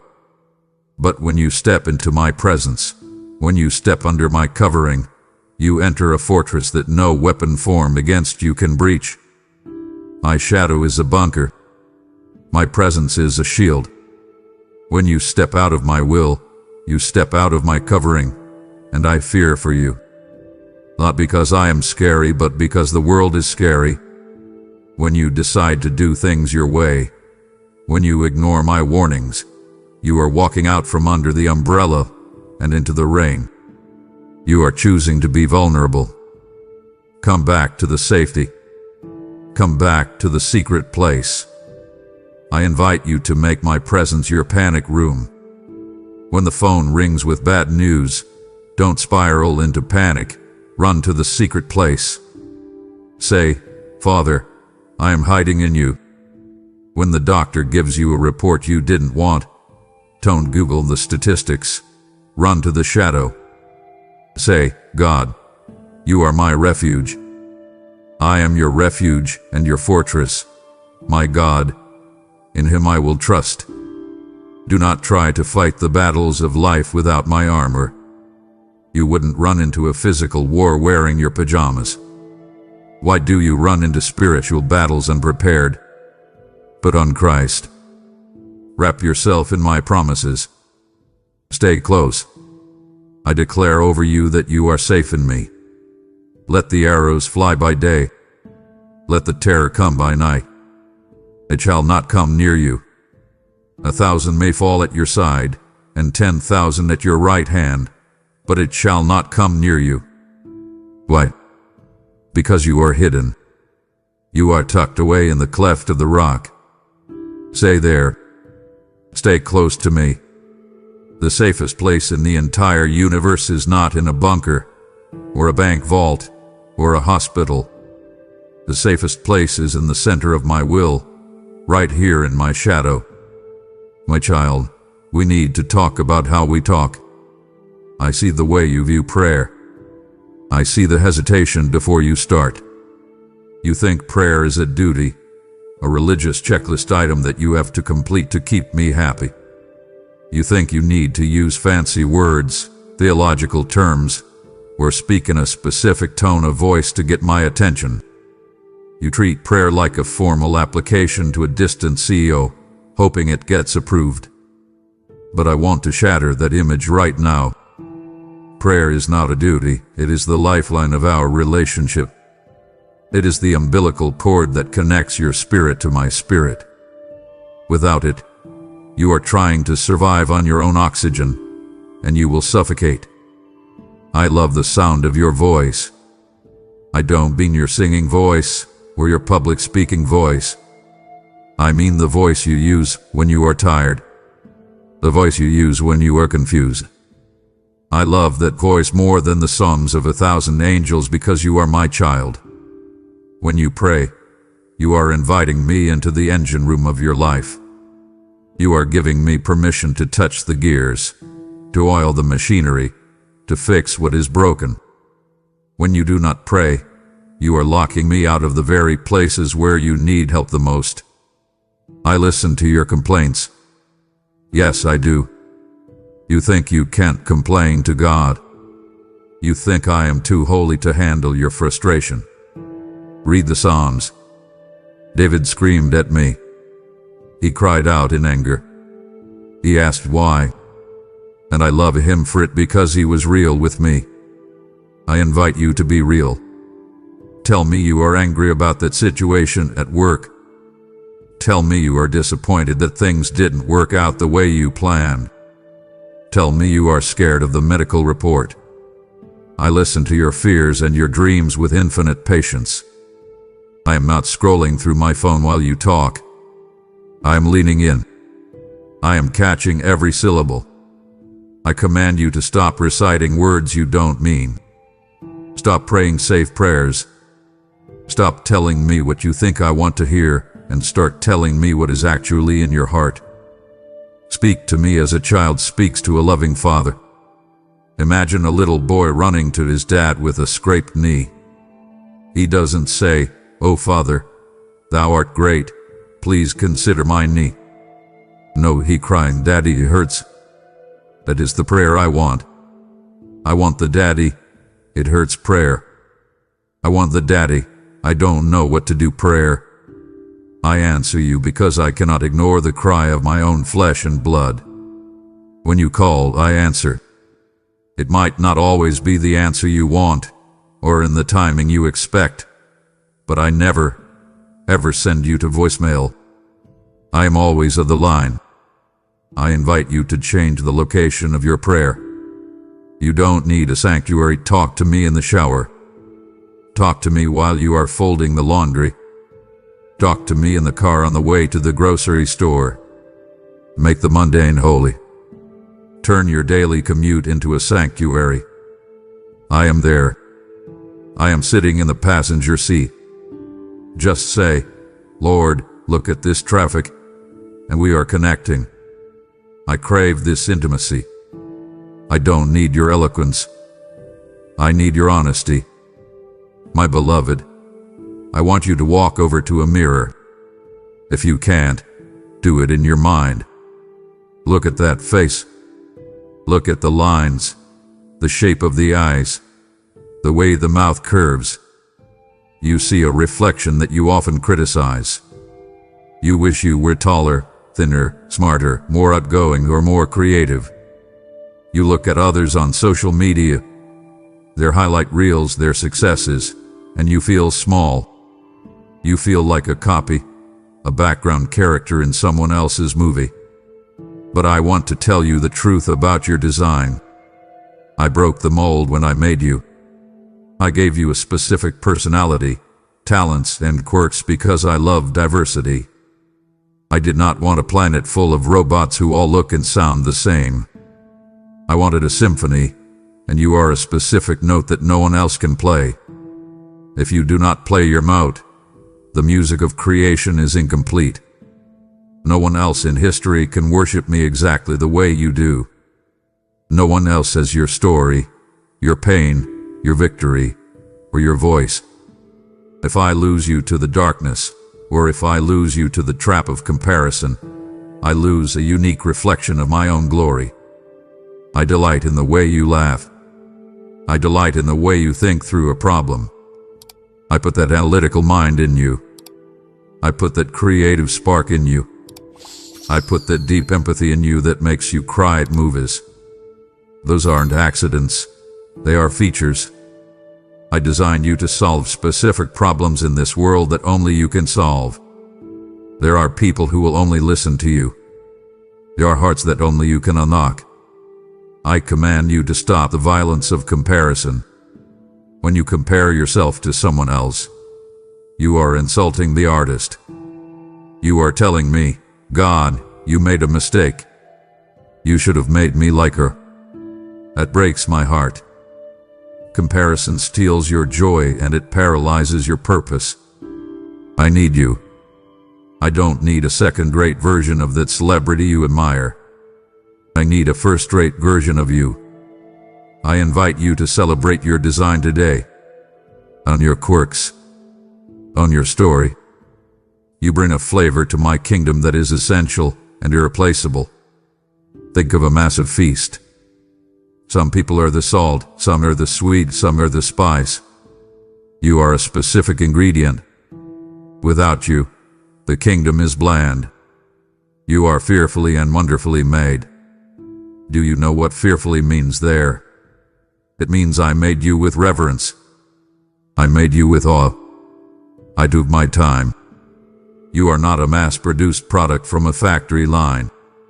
You are a handcrafted masterpiece from the studio of the Most High. So lift your head. Stop apologizing for who you are. Stop trying to shrink yourself to fit into boxes I never built for you. Step into the fullness of your identity. Be you because you is exactly who I love. My child, I know you carry things. I see the baggage. I see the stains on your soul that you think are permanent. You have memories of things you have done, or things that were done to you, that make you feel damaged. You feel like a piece of pottery that has been shattered on the floor, and you are trying to glue the pieces back together with a smile and a busy schedule. But the cracks still show. You think God can love me, but He can't use me. I'm too broken. I've messed up too many times. I declare to you right now, I am the God of the second chance, the third chance, and the millionth chance. No matter how far you have fallen, I am ready to restore you instantly. The world says, you made your bed, now lie in it. I say, pick up your mat and walk. The world cancels people. I redeem people. I do not define you by your past mistakes. I see the masterpiece beneath the mud. Think of a diamond dropped in the mud. It is filthy. It is covered in dirt. But has its value changed? No. It is still a diamond. It just needs to be washed. You are my diamond. Your sin, your failure, your divorce, your addiction, that is just mud. It is not you. I can wash the mud away in a nanosecond with the blood of my Son. I invite you to come to me with your broken pieces. Do not try to hide them. Do not try to present a polished version of yourself to me. I am the potter. When a clay pot breaks in the potter's hands, he doesn't throw the clay in the trash. He puts it back on the wheel. He adds water. He reshapes it. He makes it into something new, often something stronger and more beautiful than before. I can't live without you, so I will wash away any stain that keeps us apart. I want to do a work of kintsugi in your life. You know, the art where broken pottery is repaired with gold, making the cracks the most beautiful part of the piece. I want to take your scars and turn them into stars. I want to take your trauma and turn it into a testimony. Your redemption is my glory. I love to turn ashes into beauty. It is my specialty. I command you to release the guilt. Let go of the shame.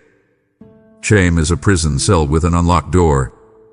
You are sitting in there, thinking you deserve to be punished, while I am standing outside calling you to freedom. Forgive yourself, my child. I have already forgiven you. If the judge of the universe declares you not guilty, who are you to overrule the verdict? Your past is a lesson, not a life sentence. Today is a new day. The slate is clean. The mercies are new. Give me the pen and let me write the next chapter of your life. It is going to be a good one. It is going to be a story of restoration that will shock the people who counted you out. My child, I need to speak to you with absolute seriousness now. I speak to you as a father who sees a danger you do not see. I see the path you are sometimes tempted to take. I see the allure of the world, the promise of freedom, the promise of pleasure, the promise of finding yourself apart from me. But I know where that road ends. I know the darkness that waits at the bottom of that hill. And the thought of you spending eternity apart from me is the ultimate tragedy of existence. Hell was not made for you. I want to be clear about this.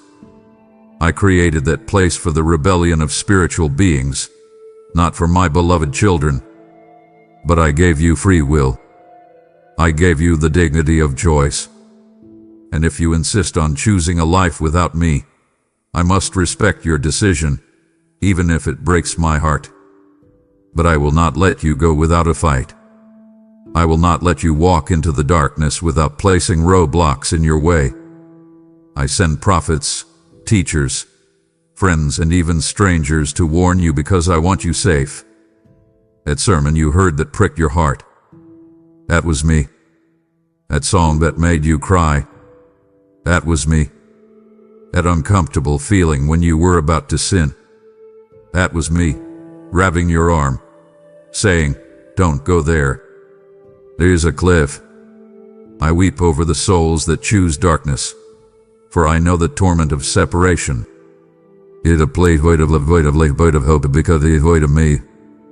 I command you to wake up to the reality of the spiritual war. This is not a game. The enemy wants to drag you down to a place where I cannot reach you. He paints sin as fun, as liberating, as modern. But he's a liar. He hates you because you bear my image. He wants to mar the masterpiece. My justice is real, but my mercy triumphs for those who run to me. I hold the keys of death and hell to ensure you have a way of escape. You do not have to fear the darkness if you are holding the hand of the light. I invite you to choose life. Every day is a series of choices. Choose the light. When you feel the pull of old habits, run to me. When you feel the drift of apathy, run to me. I am your safe harbor. I am the lighthouse on the shore. Do not sail your ship into the storm. Come home. I am fighting for you. I am jealous for you. I paid the ultimate price to keep you out of the darkness. Do not let that payment be in vain. Stay close to the fire of my presence. The night is cold, and the wolves are hungry, but here, by my side, you are safe. You are eternally safe. Listen to me closely. The enemy is praying you stop listening right now. He wants you to disconnect so he can isolate you and whisper his lies again. Do not give him that satisfaction. I am arming you for war, and if you leave now, you walk onto the battlefield without your armor. I am about to reveal the ultimate promise of our union. For the sake of your soul, Do not scroll away. I am guarding you. Do not walk out from under my covering. My beloved, I want to change the metaphor. We are not just father and child. We are something even more intimate. I view our relationship as a marriage. In the ancient scriptures, I call myself the bridegroom and you the bride. Think about the passion of a groom on his wedding day. Think about how he looks at his bride walking down the aisle. He is not checking her resume. He is not critiquing her dress.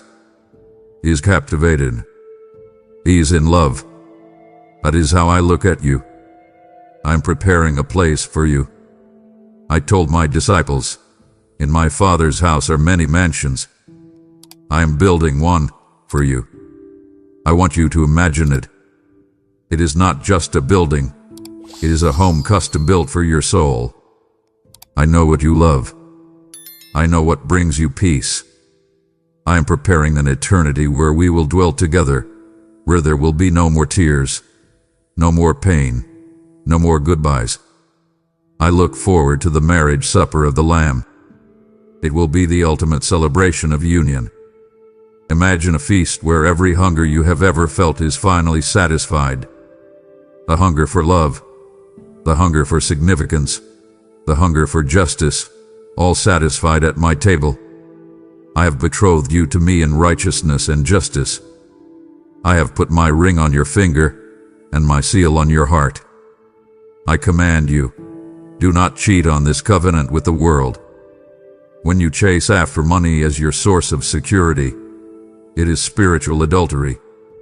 When you seek the approval of strangers to feel beautiful, you are turning away from the gaze of your groom. Keep your eyes on me. The world will try to seduce you. It will offer you cheap trinkets and call them treasure. But you are royalty. You are promised to the king. I invite you to prepare your heart. A bride prepares for her wedding. She gets ready. She purifies herself. She anticipates the day. Live your life in anticipation of my return. Do not get so comfortable in this temporary world that you forget you are just passing through. You are on your way to the wedding. I am returning for a bride who is spotless and eagerly waiting for me. I am coming back for you. I can't live without you, so I am coming to get you. That is the hope of the ages. That is the promise that keeps you going when life gets hard. One day, the sky will crack open, and you will see me face to face. And on that day, you will know, fully and completely, that you were the love of my life all along. My child, I need to talk to you about the nights you spend crying into your pillow. I see the moments when you curl up in your bed, feeling a coldness in your soul that no amount of blankets can warm. You feel like an orphan. You feel like you are navigating this massive, confusing world completely on your own. You look at others and think they have it all together, while you are barely holding on. But I want you to remember what I told my disciples before I left the earth. I will not leave you orphans. I will come to you. I sent the Comforter, the Holy Spirit, so that you would never, ever be alone. I want you to understand who He is. He is not a ghost. He is not a force like gravity. He is a person. He is my very presence, distinct yet one with me, living inside of you. When you cry, He is the one who grieves with you. When you can't find the words to pray because the pain is too deep, He is the one groaning on your behalf, translating your tears into a language heaven understands. I command you to stop trying to heal your own broken heart. You are trying to put a bandage on a bullet hole. You are trying to distract yourself from the trauma, the loss, and the disappointment.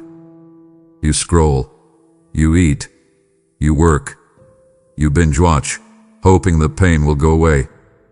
But it doesn't. It just waits for the cry. I am the healer of the broken-hearted. I am the only one who can perform open-heart surgery without leaving a scar. I offer you a peace that passes all understanding. Think about that phrase. It means a peace that doesn't make sense. It means being calm when your bank account is empty. It means having joy when the doctor gives you a bad report. It means sleeping soundly when the world is burning. This is not a mental trick. It is a supernatural gift. It is my spirit guarding your heart and mind like a soldier at the gate. You do not have to bear trauma alone. I know what happened to you. I saw it. I saw the abuse. I saw the betrayal. I saw the moment your innocence was stolen. And I wept. I did not cause it, but I am here to heal it. Do not let that trauma define you. Do not let the person who hurt you allow their memory to rent space in your head. Evict them. Let my spirit move in. I invite you to lean back. Right now. Just lean back physically and spiritually. Imagine you are falling backward into strong arms. I am catching you. I cannot bear to see you writhing in pain without my touch. Let me hold you. Let me rock you to sleep. My presence turns your mourning into dancing. It might not happen overnight, but morning by morning, I will replace the ashes with beauty. I will take the heavy spirit of depression and replace it with a garment of praise. I command you to breathe in my peace. Inhale deeply. That air is me. Exhale the anxiety. That is you letting go. You are not an orphan. You are a prince/princess of the kingdom, and you are never walking through this valley alone. I am the shepherd, and my rod and my staff, they comfort you. My beloved, I want to shift your perspective on your purpose. You often ask me, God, why am I here? What is the point of my life? You think the point is just to survive, pay bills, and maybe go on a vacation once a year. But your purpose is infinitely higher than that. I choose to work through you to bring my kingdom to earth. I don't just want to save you. I want to partner with you. Think about this. I could do it all alone. I am God. I could write I love you in the clouds. I could thunder my gospel from the mountains. But I chose a different method. I chose you. I chose to use your hands to heal the sick. I chose to use your voice to encourage the depressed. I chose to use your wallet to feed the poor. You are my body. You are my hands and feet. If you do not go, who will? If you do not speak, who will hear? I trust you with the gospel, the most precious treasure of heaven. I didn't give this task to angels. I gave it to you. It should tell you something about how much I value you. I trust you to represent me in your office. I trust you to represent me in your family. When people look at you, I want them to get a glimpse of me. I command you to stop seeing your job as just a paycheck. Your workplace is your mission field. A difficult coworker. That is your assignment. An unreasonable boss. That is your opportunity to show grace that makes no sense. We are co-laborers. I provide the power, but you must provide the willingness. I provide the words, but you must open your mouth. I need you to be the vessel through which I love the unlovable. It is easy to love people who are nice to you. Anyone can do that.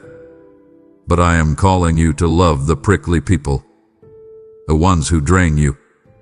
The ones who smell bad. The ones who have nothing to offer you in return. When you love them, you are loving me. When you serve them, you are washing my feet. I invite you to clock into the family business. Every morning, say, Father, I am reporting for duty. Who do you want me to touch today? Who needs a smile? Who needs a prayer? When you live like this, boredom vanishes. Depression lifts. Because you realize you are part of a cosmic plan to redeem the world. Do not underestimate your impact. You think, I'm just one person. But one person filled with my spirit can change the atmosphere of an entire room. One person obedient to my voice can change the destiny of a family line. You are a carrier of the glory. Walk like it. Walk like it. Stop hiding your light under a basket because you are afraid of what people will think.